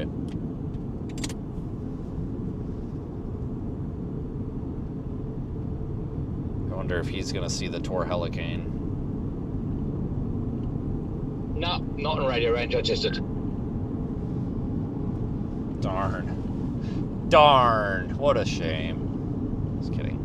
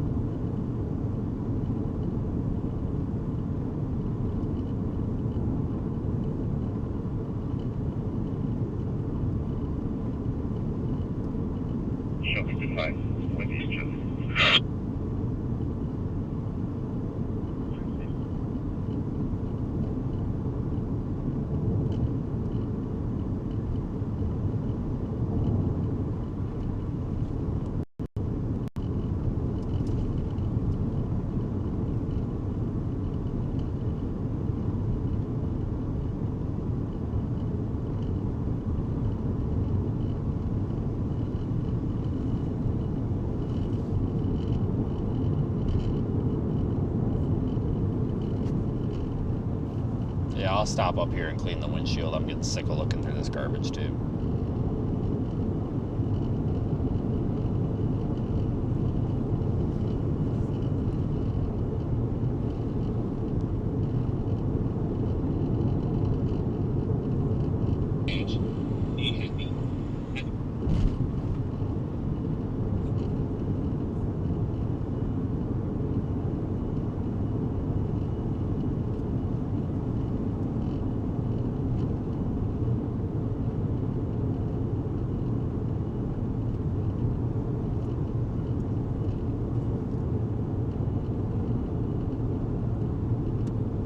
Yeah, this storm's like barely moving. I mean, what did they say, 10? 15. I mean, yeah, okay, but it's like 15 is like barely moving for a storm.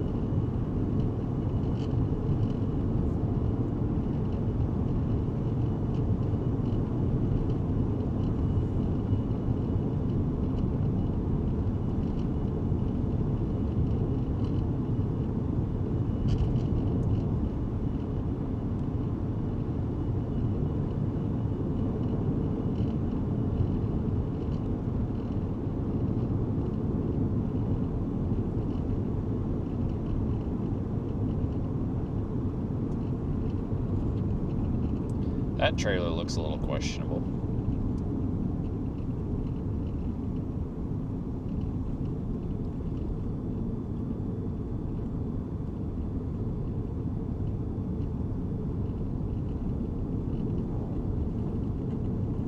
Can I get around you? Ah, screw it. I'll just pull over and clean the windshield, and then because otherwise I'm going to work to get around him, and then he'll get around us again. We'll just pull over at the next intersection.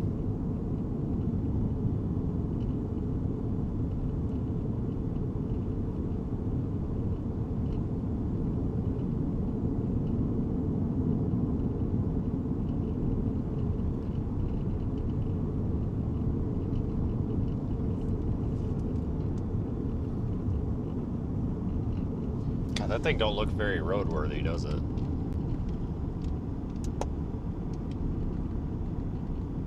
A little questionable, folks.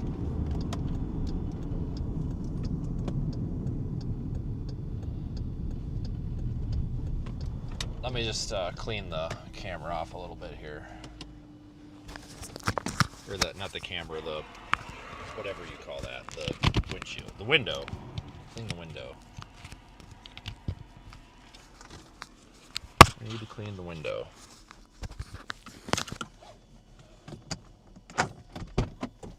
Just watch out for the Tor Hurricane. Might be coming.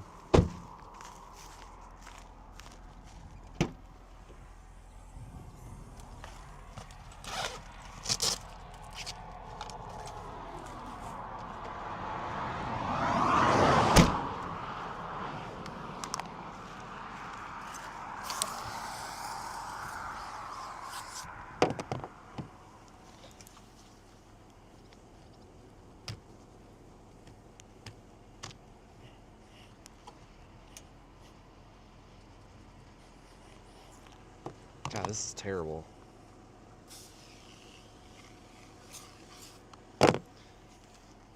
Almost out of Windex, too. I ran this through the automatic car wash earlier, just because I had to get some of the dirt off. You should have seen all the dirt on this thing yesterday. Or from yesterday, from those roads. It's terrible.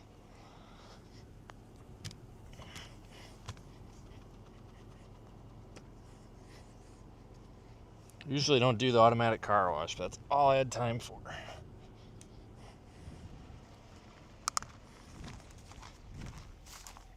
Alright, well that's cleaner.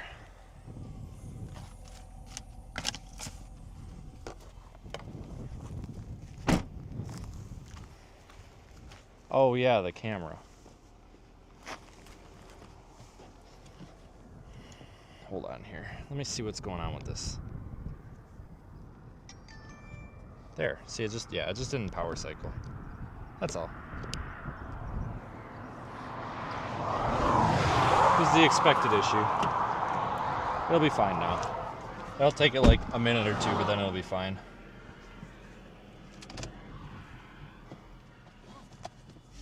Okay, we're good.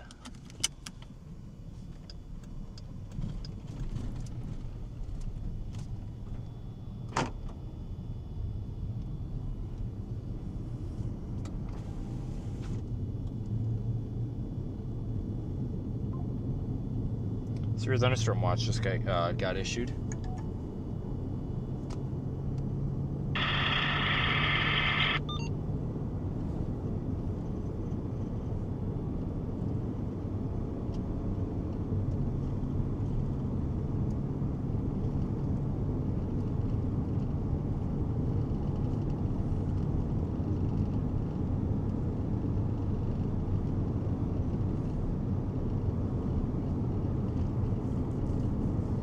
If that little storm that's forming behind us up there by Plainfield is the one to go after.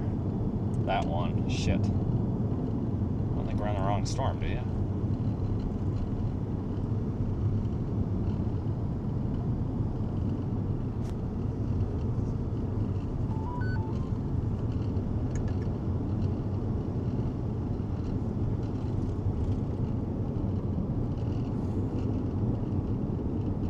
Yeah, I've been watching that Plainview cell. The good thing about it is it's pretty much stationary right now, so we can just sort of watch and see what it does. Yeah, I know. What the hell? That's weird. I think this one will organize a little bit better here once it deals with this merger.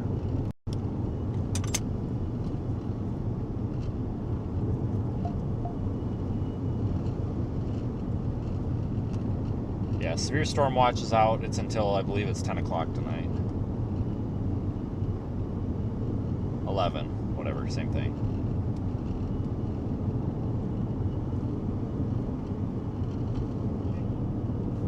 Hey, this thing ain't bad.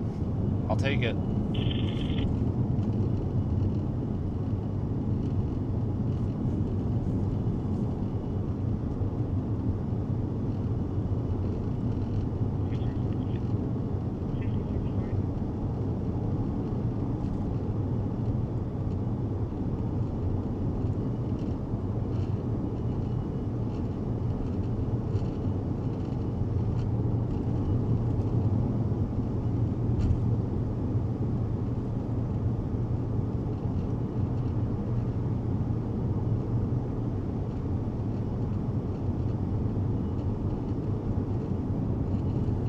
bad day.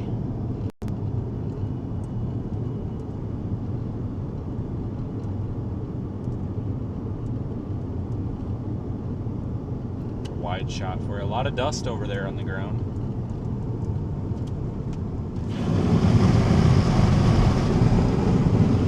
Bottom left, a lot of dust.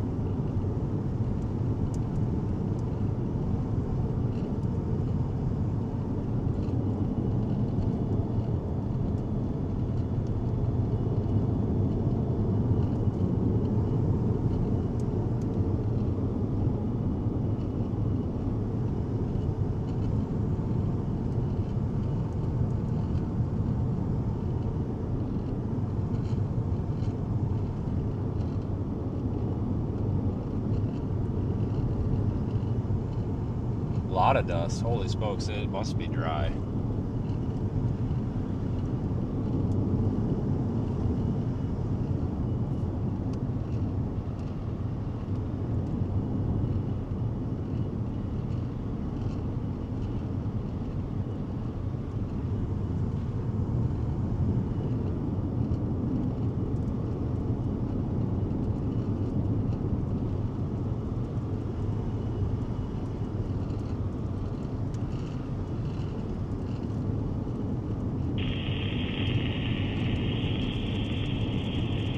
Drop a little bit south up here. About to get rained on here. We do have a south option up here that'll take us out of the rain, so we can keep a good view of this. Almost to it. Haven't been out here for almost a year. Usually we're out here a ton. I like this part of Texas.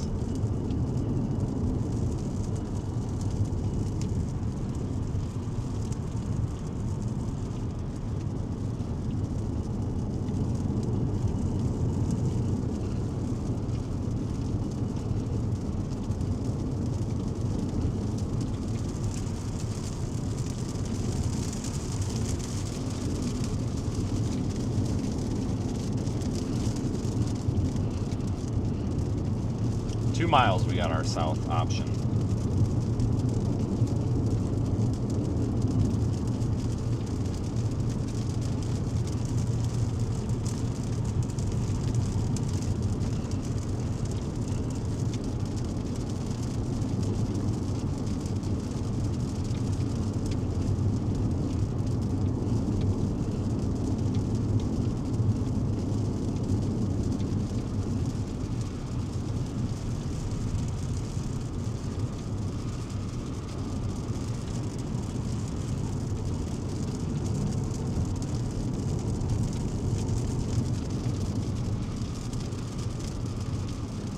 Really got to watch that plane. Oh shit, guys, I think we got to turn around. Look at that plane view storm.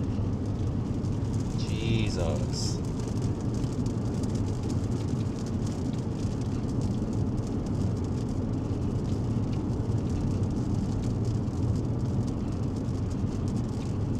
Continue 40 minutes for away 3/4 though. of a mile. I don't know what to do.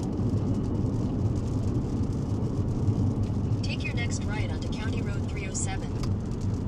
We're gonna pull over for a second. We need to stop driving west. I just want to make sure that plain view storm isn't just like interacting with that little boundary, and then see, it almost looks like there's a boundary that's propagating southwest, and I'm wondering if as soon as it loses that, if it's gonna just take a dump. Turn right onto County Road 307. Because it might just take a dump. If it takes a dump right away, then there's no sense. You know, I want to watch it for a minute and see how it behaves.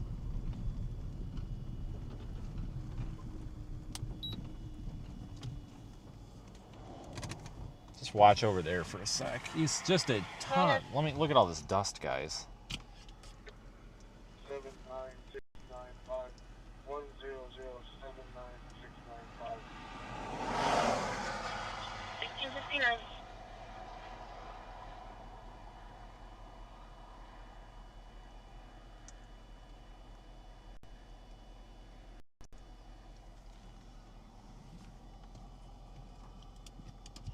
Wow.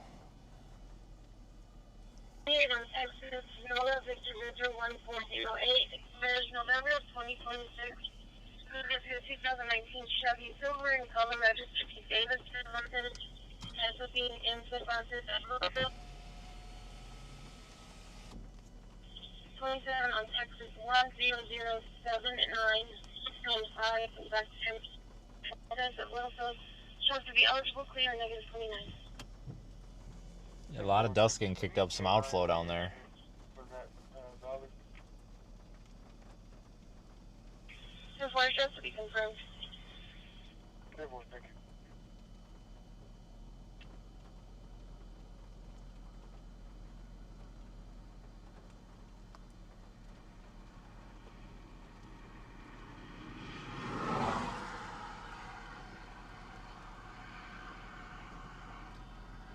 Yeah. You guys can probably see this dust in front of us. See how brown it looks in the sky? A lot of dust. But man, that Plainview storm. It just went up. Yeah, when did that?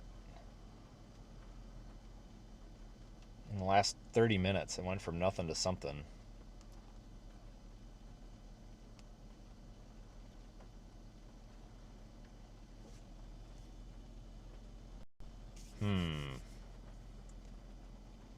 I kind of think we should go toward Plainview. So, you guys, if you want to keep track, go ahead and keep track. But we may U-turn again. It's just look at the Plainview storm on radar. I mean, I don't know how to ignore that.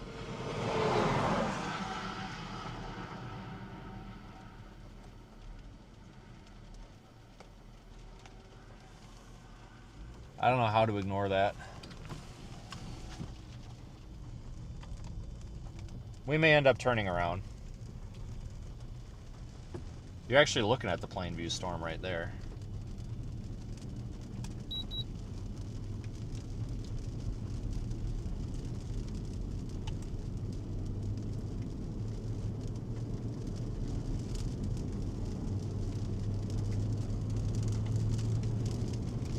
Keep an eye on this. We may end up turning around though. We'll see. We'll give this a minute. And they just put a severe warning on it.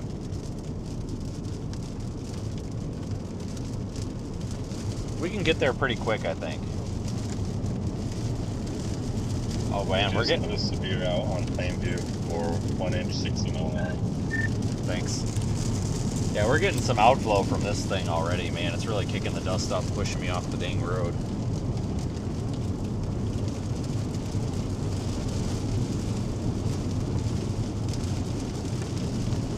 Got tumbleweeds and everything flying.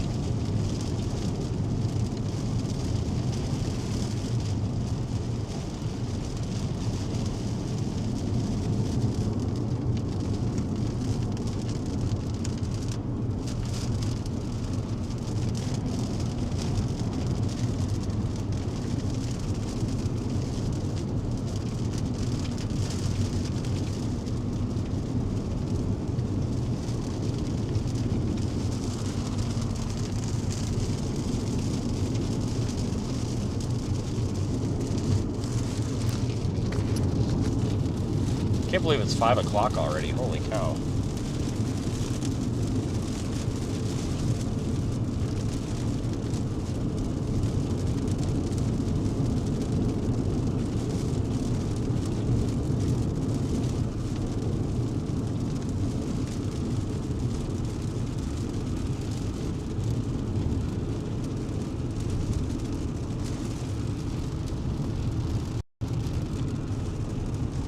That's the one to the west, but if that thing starts organizing and looking better, we may end up coming back to this one. But man, that one up there by Plainview, which is where we literally just drove through. We just drove through there like a half hour ago. That one looks better. So we'll go for that. Oh yeah, here we got a bunch of dust getting kicked up here. Look at that. Very dry out here. These outflow winds are just making it dusty as hell.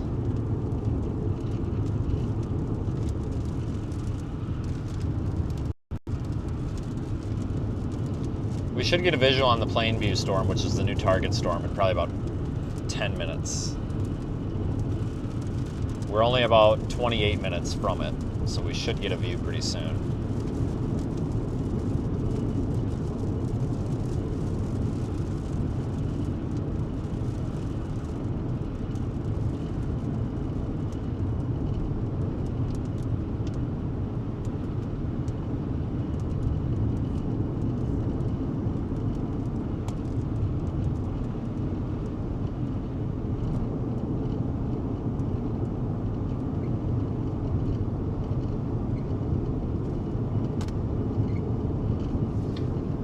Well, today's a decent day. We've got a storm. That's step number one.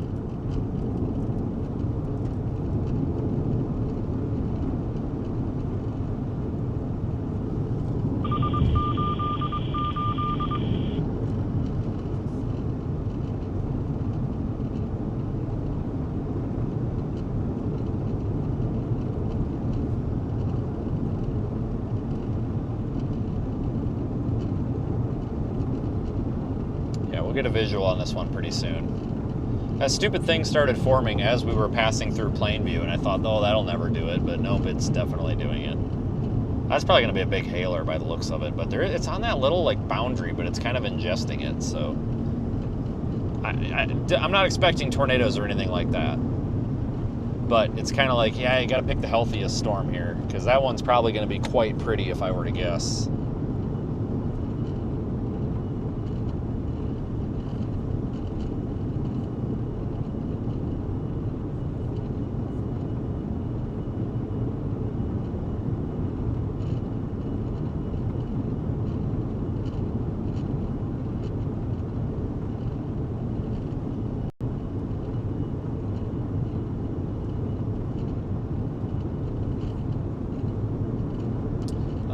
There is no lowering. Maybe it just looks like that on camera, but there's nothing back there that's of concern. It might just be the camera contrast.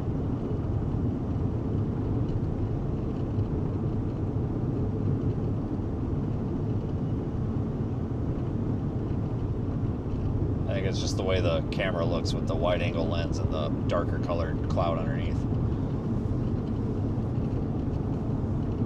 Crap ton of dust under there. I don't know if you see all that gray by the surface. Doesn't show up very well on this camera for you guys, but there's a lot of dust getting kicked by this.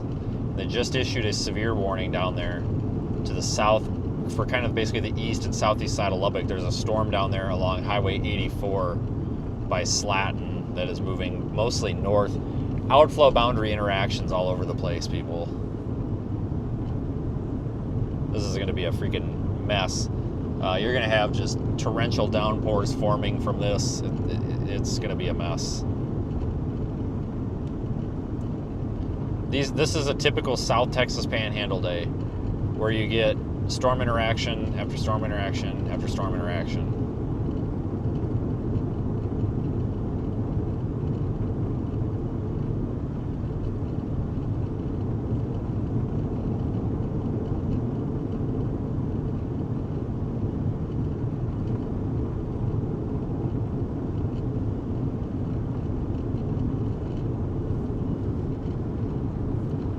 Give you a look here at the rest of it. This is what we're going to be. I'm spinning you around to the northeast. This is where we're heading. Maybe we'll even dump. Maybe it won't even be the northeast one. Maybe we'll end up going for that crap on the east side. I have no idea. All I know is that target storm by Littlefield kind of sucks a little bit.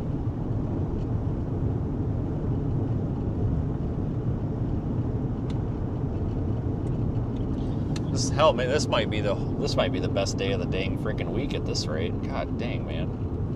But that's nice blinker. You're turning with no blinker. That is just genius, dude. Just genius. Put your brakes on at the last second with no turn signal. That is a great way to get rear-ended. Just saying.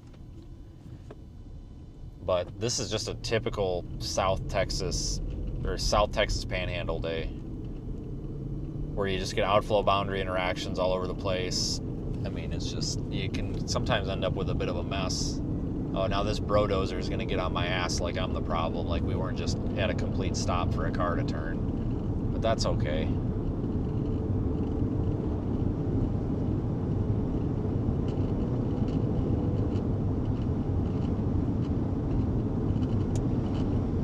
I am watching that one on the southeast side of Lubbock. If that one up in Plainview doesn't survive, which it might not, then we may want to move for that to be the target. just watching that kind of boundary that's moving southwest. Right now it's kind of attached to it, but if it loses it, that Plainview one might be done. With that in mind, there's also that outflow boundary interaction over there by Leveland. And I don't know if what that's going to do with the Littlefield storm. Probably nothing, to be honest with you. I think that Littlefield one is just too far north of it. Because the Littlefield one has an outflow boundary that's propagating to the southeast. And it's just pushing that one, and I don't think it's going to erupt another updraft there. I don't think. I think it's just going to fight that one. If you look at Radar Omega, you want to use the Lubbock radar site and see what I'm talking about.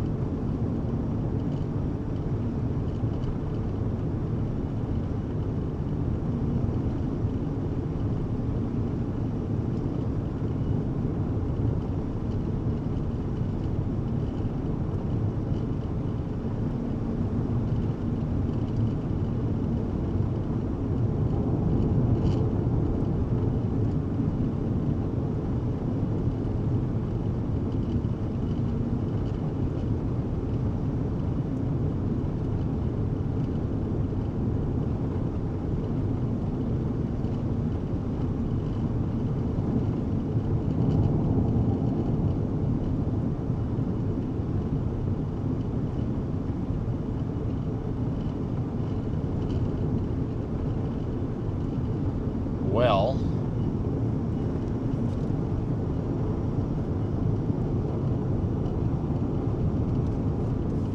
I don't know, folks. I'm glad we left that one. We're probably either going to need to pick that one on the southeast side of Lubbock or the one in Plainview. But the good news is, if we go to Plainview and that if Plainview starts to suck, we can drop south to the one on the southeast side of Lubbock. But you have to be a little bit patient with these storms, because when you get these outflow boundary interactions like this, you'll just bounce back and forth all over the map if you're not if you don't just pick a storm, because they really do pulse up and down. But thanks for joining today. It should be interesting, I guess. See what happens.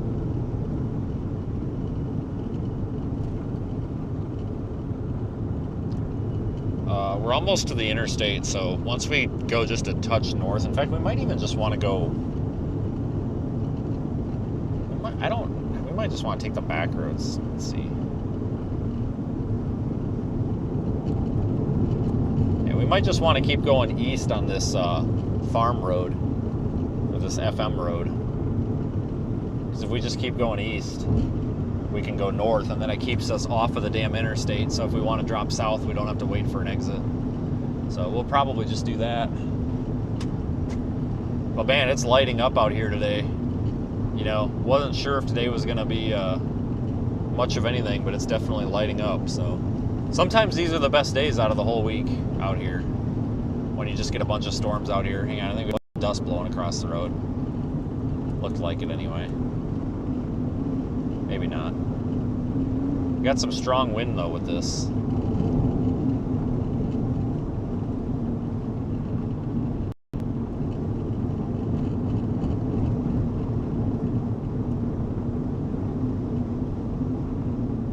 Usually we have a lot of these days out here in mid-May, but this is the first one that I've been out here for. There's also another cluster coming out of eastern New Mexico, moving into like Muleshoe area.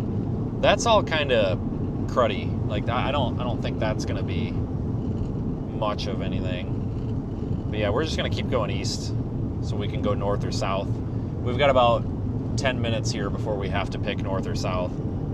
And honestly, it doesn't really matter, because even if we pick north, we can still go south later. But right now I'm leaning toward north. But we might get a view south sooner, because if I spin you this way, you can already see that south storm. Oops, that's the wrong way. If you go this way, you can already see that south storm right about there. So we might actually get a view of that one sooner. lot of low-lying clouds are kind of obstructing the view to the north. We have better moisture over here. That's probably why that storm to the west is struggling. The moisture is just like 10 degrees less dew point, so I think that's the problem with that one. Go past I-27 Frontage Road, I-27 Service Road, and turn left onto I-27 Frontage Road, I-27 Service Road. Turn left onto I-27 Frontage Road. Okay, stop. That's enough. I got this. Thank you.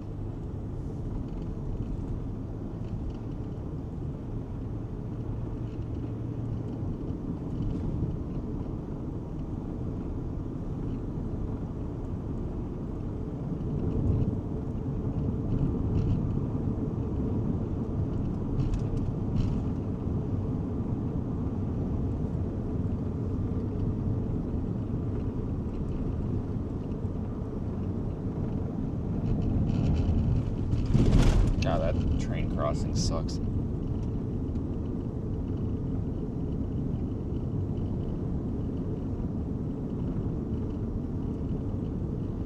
Is that over there on the south side of the road? Is that like it used to be a junkyard or something?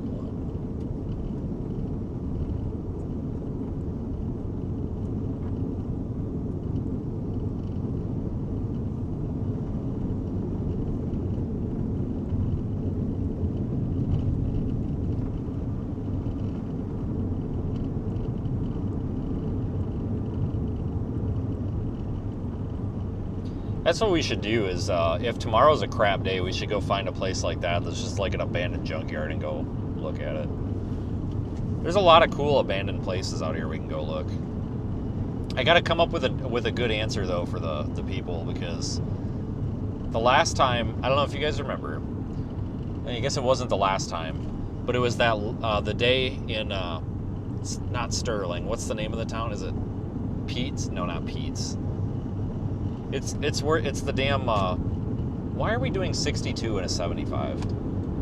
It's the damn, the old Stuckey's in Northeast Colorado. Remember when I showed you guys that last June? And I walked around? You know how many of these, assholes on the internet that are storm chasers were like, I'm sending this to the county prosecutor for trespassing. It's like, oh, shut up. It's an abandoned building where we didn't hurt nothing. We didn't touch nothing. We didn't take nothing. Like, shut up. Like, please, prosecute me. Please take me to jail. How is that possibly going to affect my life? I work for myself. Like, what's the worst that happens? I have to go to jail and get bailed out because I touched an abandoned building that nobody's touched for years and years and years and has no trespassing sign or nothing? Like, so what? If it happens, so what? It's just like, God, like, these people are so ridiculous, I tell you. I'm submitting this to the county prosecutor. Please do. Please, waste their time and yours. Like, God dang. Like, so we'll have to come up with a canned response for these people. Maybe just not tell anybody where we are until after the fact. I don't know. Now, there's no shortage of crybabies. I tell you what, weather people are some of the biggest crybabies out there. Good Lord. There really is a problem out there, though, where you have. I feel like there's two groups of people in this world. You've got your elitists, you know, and I consider the elitists the free thinkers and the people that can take care of themselves, and, you know, in an emergency or something, they can take care of it. You know, they know the difference of right and wrong, and they can take care of problems. And then you've got your Humpty Dumpty losers over there on the other side who just spend their lives on the internet telling you that you can't do things. Those are the two groups of people in this world. There is no third. There's no in between. It's you're either one of these elitist people that gets shit done. They go to work. They get their work done. They know what they're doing. They're successful because they make themselves successful. Or you're one of these Humpty Dumpty people. Like, there's no in-between anymore. Like, it really has come to that.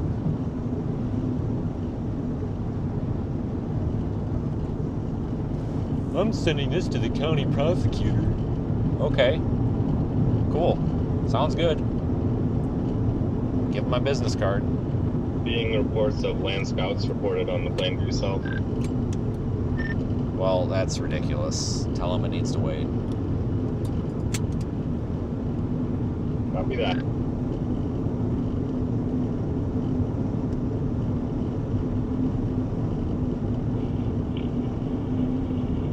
Alright, we're going to be turning north here, I think, on this next road to go toward Plainview. So that storm's not really moving. I mean, it is, but not much. We need to start closing the gap here.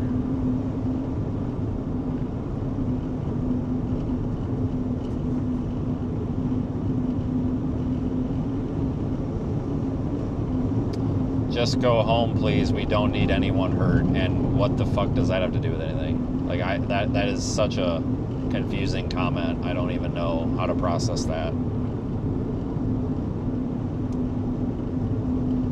Tornadoes in Georgia. I don't know. Are there? I know there was one in Mississippi earlier, or maybe it was Alabama. A tornado in, I think it was like east of Tuscaloosa or something today, wasn't it?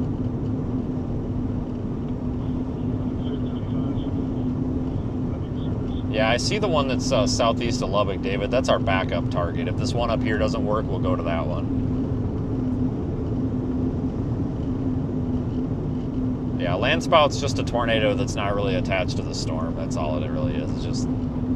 It's a tornado. It's just not attached to the rest of the storm. It doesn't extend up into the mesocyclone. I don't know. If we see one, I'll explain it. Maybe I can draw you a picture here. I got this.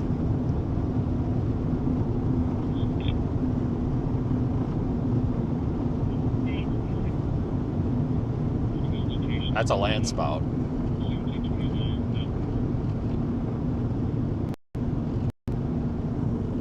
All right. I hope that clears that up.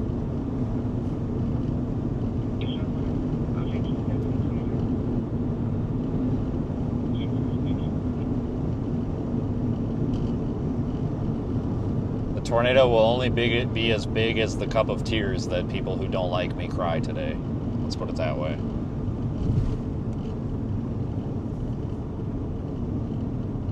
Probably going to be drop shipping some folks some Kleenex after this one.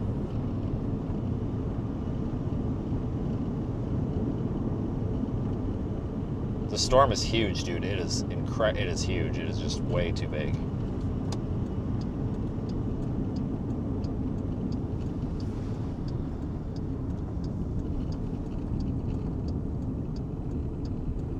And stop sign. All right. Since we had complaints about the stop signs the other day, 1 Mississippi, 2 Mississippi. Oh, hang on, there's a car coming. Come on, car. Come on. I cannot. Oh, shit, it's a 4-way stop. God damn it, what an idiot. All right, never mind. That's not the car's fault. I didn't see that it was a 4-way stop, so I was like waiting for this car to turn, but yep, never mind. He was never going to turn. My bad.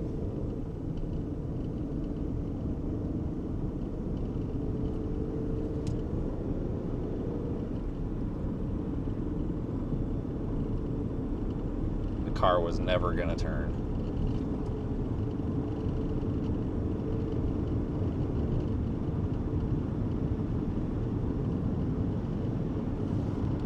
All right, can we use this to see anything better? Hold on, we're moving north. We're going right toward the storm now, so let me try to see if I can get you spun around there.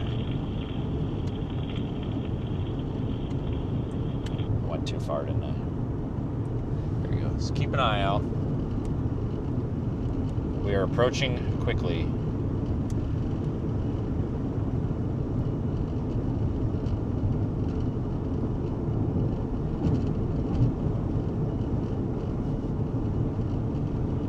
How much money do I need to go home? $10,000. I will stop what I'm doing right now and go home for $10,000.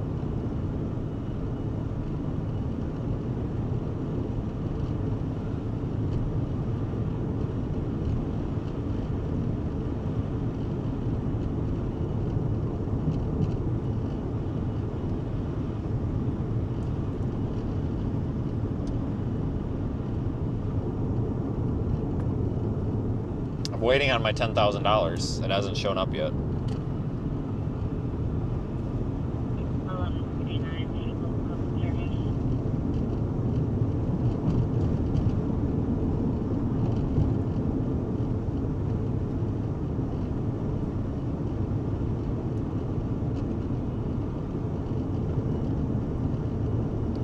If that guy actually sends us $10,000, I'm not quite sure what we're going to do. I don't think he's going to send us $10,000, though.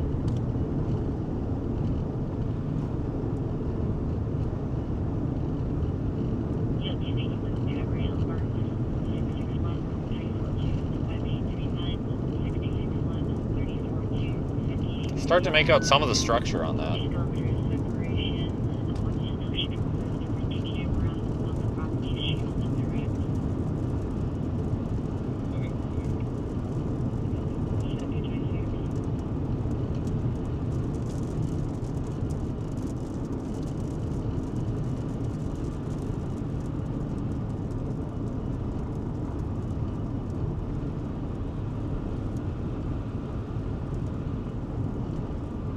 And I found Slowpoke Sally here, doing like 12 miles an hour in the 75 here. And look at that, it's a Buick LeSabre. I told you guys, it's always Grandma and Grandpa out in their 2006 era Buick LeSabre looking at the clouds. And what do we got? Looks like we got Grandpa in there in his 2006 Buick LeSabre out looking at the clouds. I just had this conversation with you guys like 20 minutes ago. Told you. Nothing wrong with it. It's just an observation. Told you.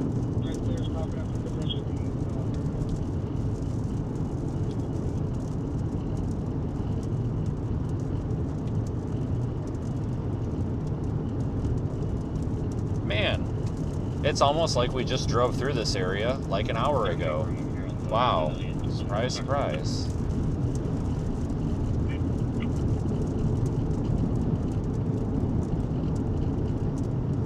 Oh my God. Tor Hurricane! Right here, crossing the road. Look at it. Look at it go. Oh, and it's gone. Shit. Alright, we just drove through that. Did you guys see the little dust devil? It was totally there.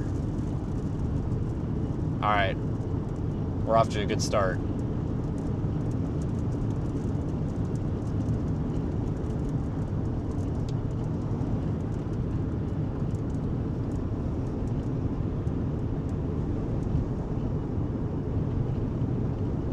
There's another one off in the field, but I don't think you're going to see it. It's really small.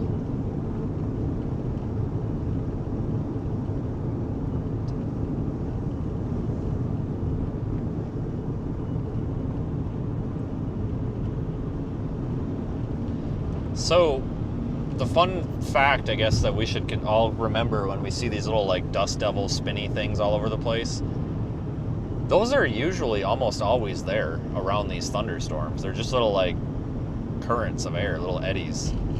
And you just see them out here because of the dust. There's really nothing special about them. It's just, you just see them out here because it's the dry and dust. Those things are always around these thunderstorms.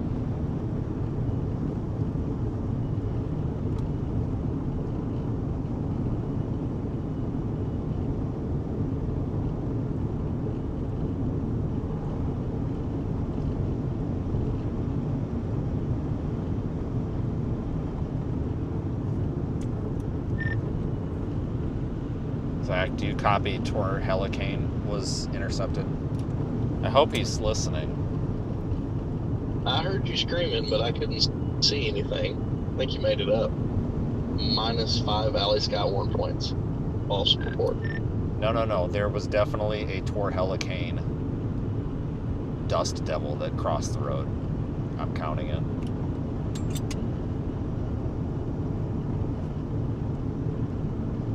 Hold on, we got a dipshit in the chat. I'm not being a dick. I just don't want anyone hurt. I've witnessed other storm chasers die from tornadoes live.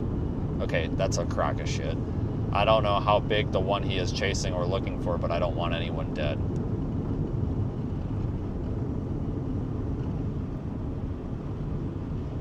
Send me your address. I'll drop ship you a box of Kleenex. For your tears. What in the hell am I following right now? Is this a lowered, like 1990 GMC Sierra or something?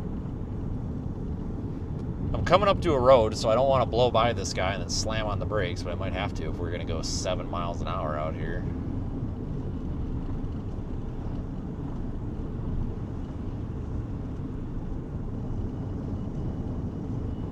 The thumbnail's only partially AI.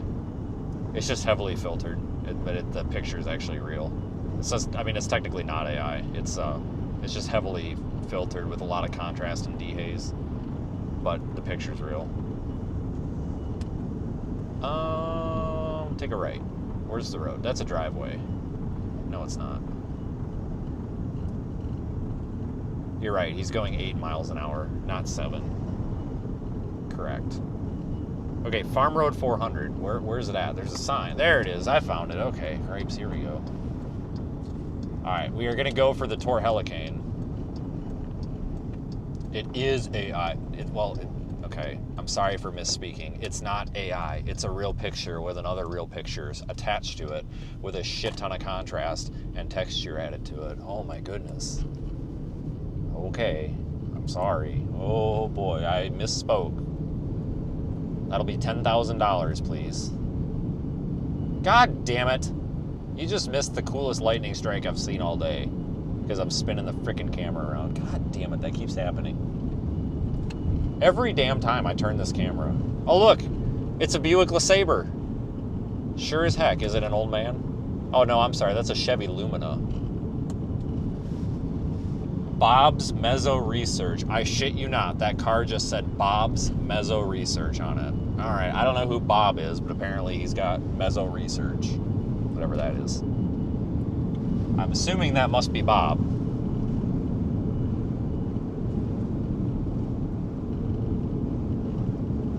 His Chevy Lumina, which I'm kind of impressed is still on the road. Give him credit. Look at that. That looks like a Tor Helicane about to happen there. Jesus. Tor Helicane. Oh my god. Oh my god.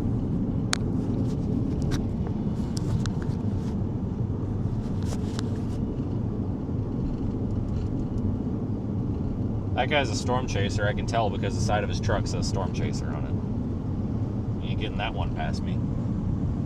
God, look at this Tor Helicane about to happen, guys. Jesus.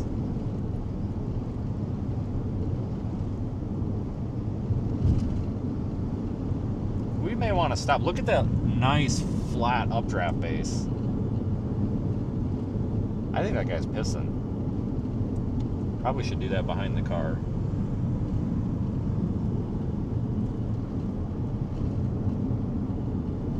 I think I shall stop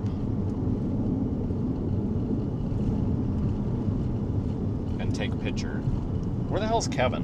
I'm gonna put the lights on. I need Kevin. Somebody let Kevin know we're gonna use the lights. Please. All you can do is ask me to be safe. I appreciate that. However, if you do find yourself needing a box of Kleenexes, I would be happy to drop ship you some. Oh, the power lines are going to screw my shot. God dang it. No!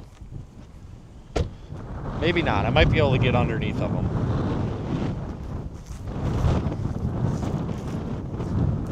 Just jump the fence. It's just, seriously. I mean, somebody's going to throw a fit, but it's fine. Nobody cares. I just need to go like 5 feet this way. There, I jumped the fence. That's all it took. The fence don't exist no more.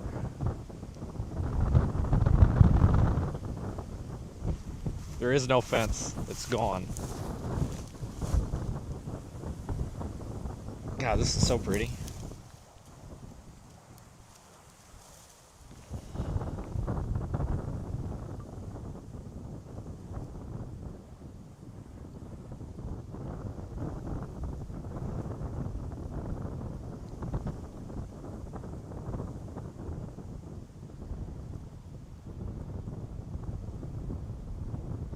I see why they were talking about land spout potential with this one.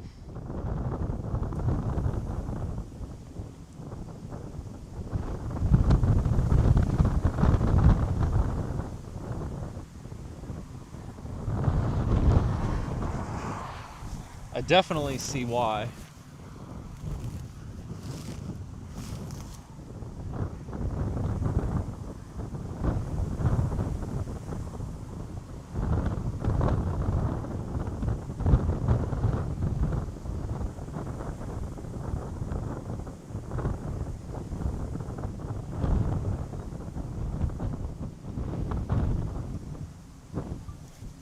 No Tor Helicane yet. A little disappointed.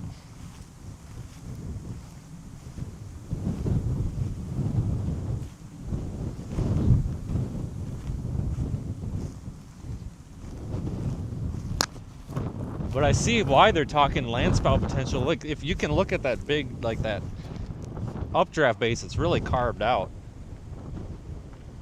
If we had a little bit better lower level shear and everything, we probably would have some tornado potential.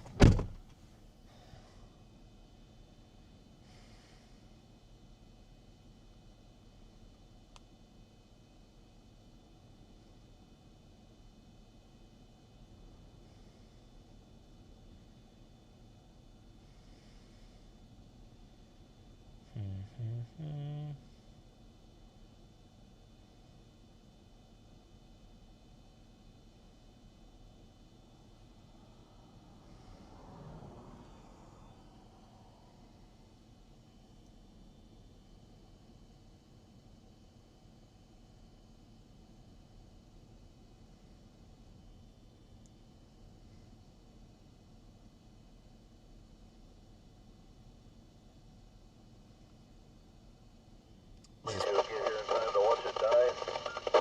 I think it's dying, Roger.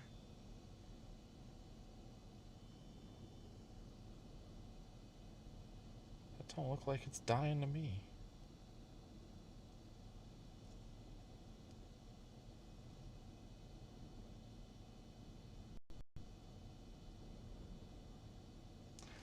All right, we better get up on that thing. I don't know. It could land spout. You see, like, it's got that like little cut in the back of it. The problem is this storm's dealing with. It's a little bit dry out here. This isn't really a tornado producing situation here, but it is a sculpted looking supercell that is trying to have some rotation there. I mean, we could get some land spouts, so we get a lot of 0 to 3 vorticity, which is basically spin. So 0 to like 1.5 to 3 kilometer spin. You can get land spouts that aren't necessarily driven by the mesocyclone on the storm.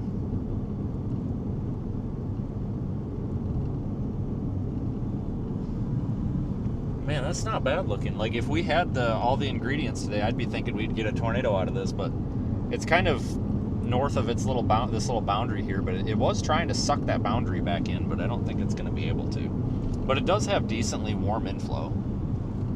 So I'm not, like I said, I don't think we need to worry about a tornado, but maybe we'll get a land spout or something.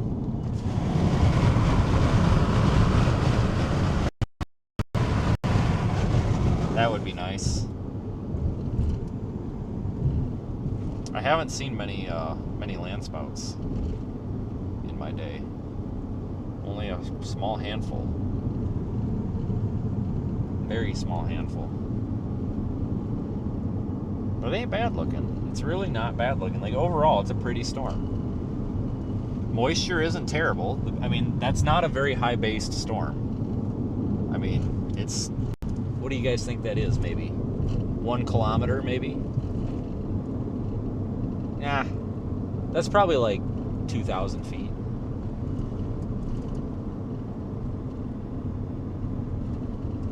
It's really not that high-based.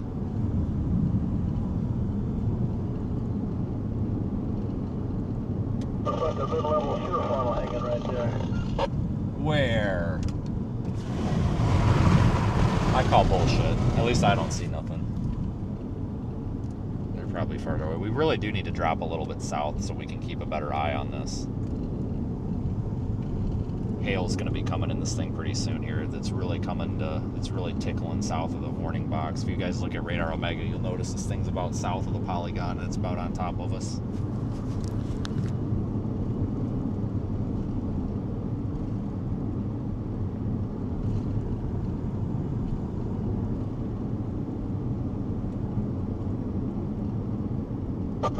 Yeah, look at the front edge there. You see a little skinny pencil funnel, a little mid-level shear funnel. I have no idea what he's talking about. I don't see this little pencil funnel, but whatever. I'm sure it's there. Take his word for it.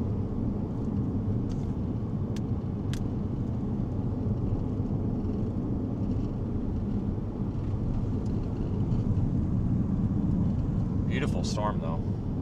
Oh, here's Bob's Mezzo Research again. Must be Bob.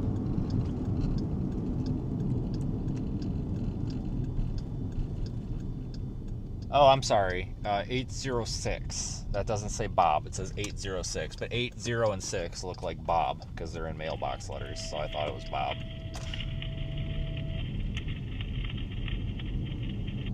We're right under it, so I don't have a very good view. We got to keep scanning for something that could spin up under there, like a land spout.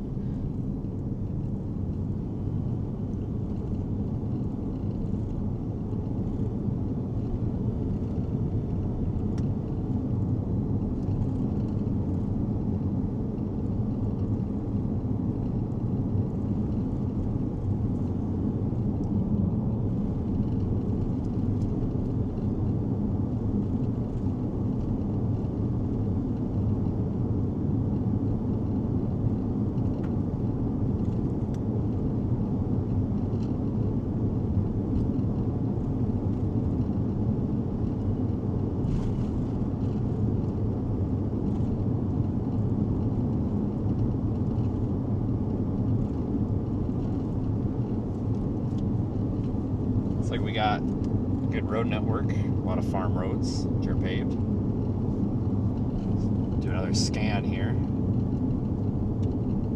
Make sure we're not missing anything.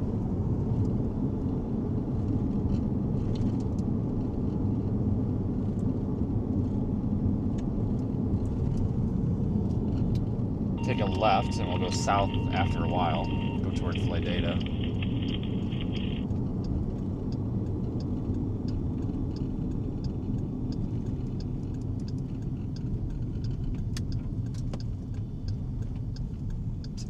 Intersection. Not a bad looking storm.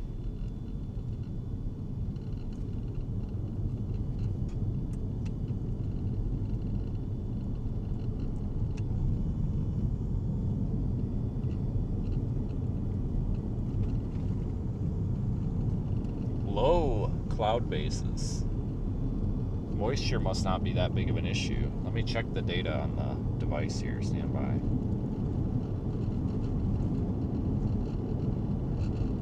Take a ride on FM 317. Moisture's coming up. We were at 50, now we're at 54. Structure of this thing. Wow, that's a beautiful corkscrewed updraft.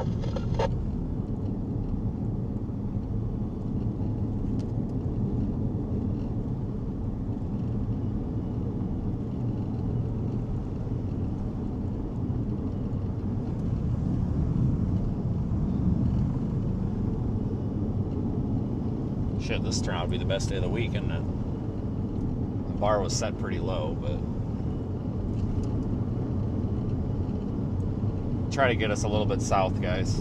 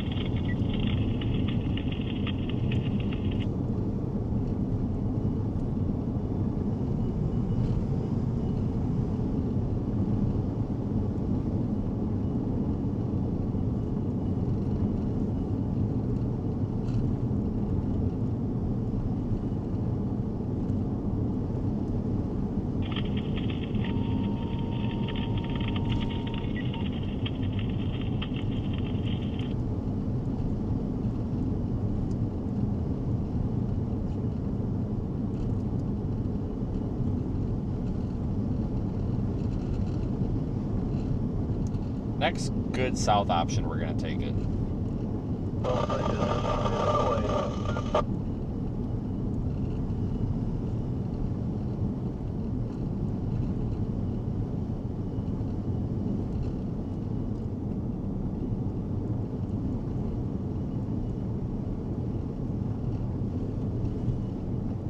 This'll do. We just got to get south. We just got to get south because we are right under this thing, and I can't see anything being right under it. We got to get a little bit of distance here. Oh, this road sucks. Like, it's fine. It's just washboarded all to hell. And I got to get you spun the right way. I was spinning the wrong way. Look at this.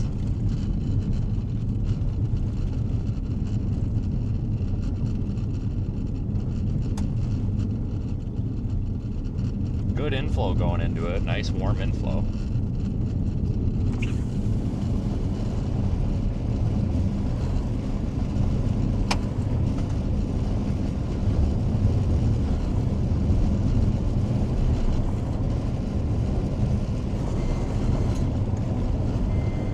Alright, they're extending the severe warning.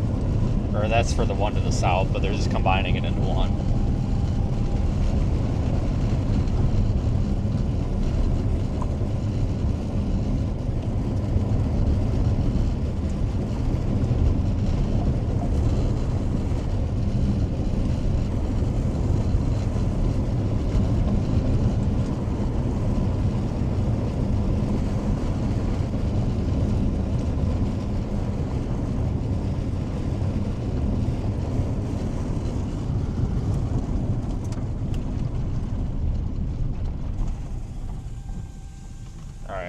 Let's go one road east and then one road south. So we're going to go one east and then one south and keep doing that pattern.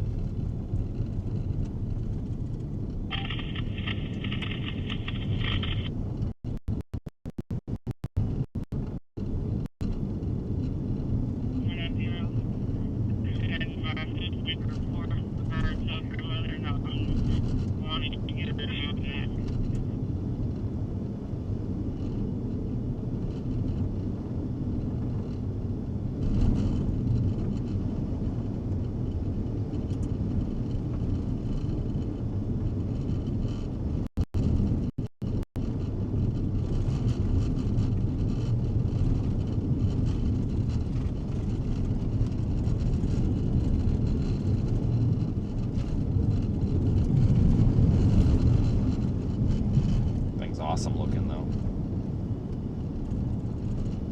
Now we're coming up on another road, so we'll go south. There's a giant tumbleweed going down the road. Look, see all this dust getting pulled up? We're in inflow. It's just sucking this dust right off the road basically with the wind. It has strong inflow. Strong inflow. That's not a road. Well, there's a road here somewhere. Is that the road? That's not the road. Is that the road? There's power lines. That can't be a road. Okay, no, that's the road. Okay, yeah, this is the road. That's not the road. That was a field. This is the road. Okay, we're good now. I got this.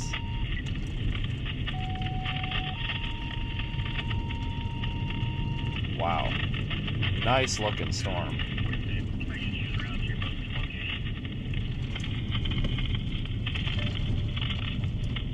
This is a true dirt road, though.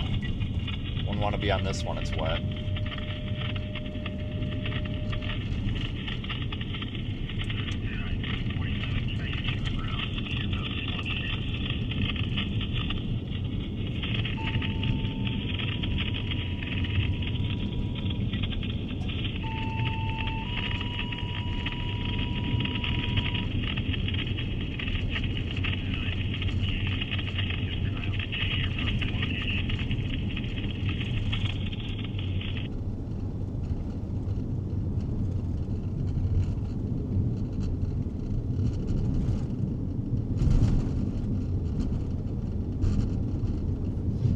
Got a land spout. Would not be too much to ask for. Hello, somebody. Is it too much to ask for a land spout? This road just dead ends in a fucking cornfield. Are you kidding me? Oh no, we're good. Sorry, I panicked a little bit. We're good. It's just a turn. Sorry. And that we just dead ended into a freaking cornfield, but we're good. It just turns, but I didn't see that on the map. We're good. We're good.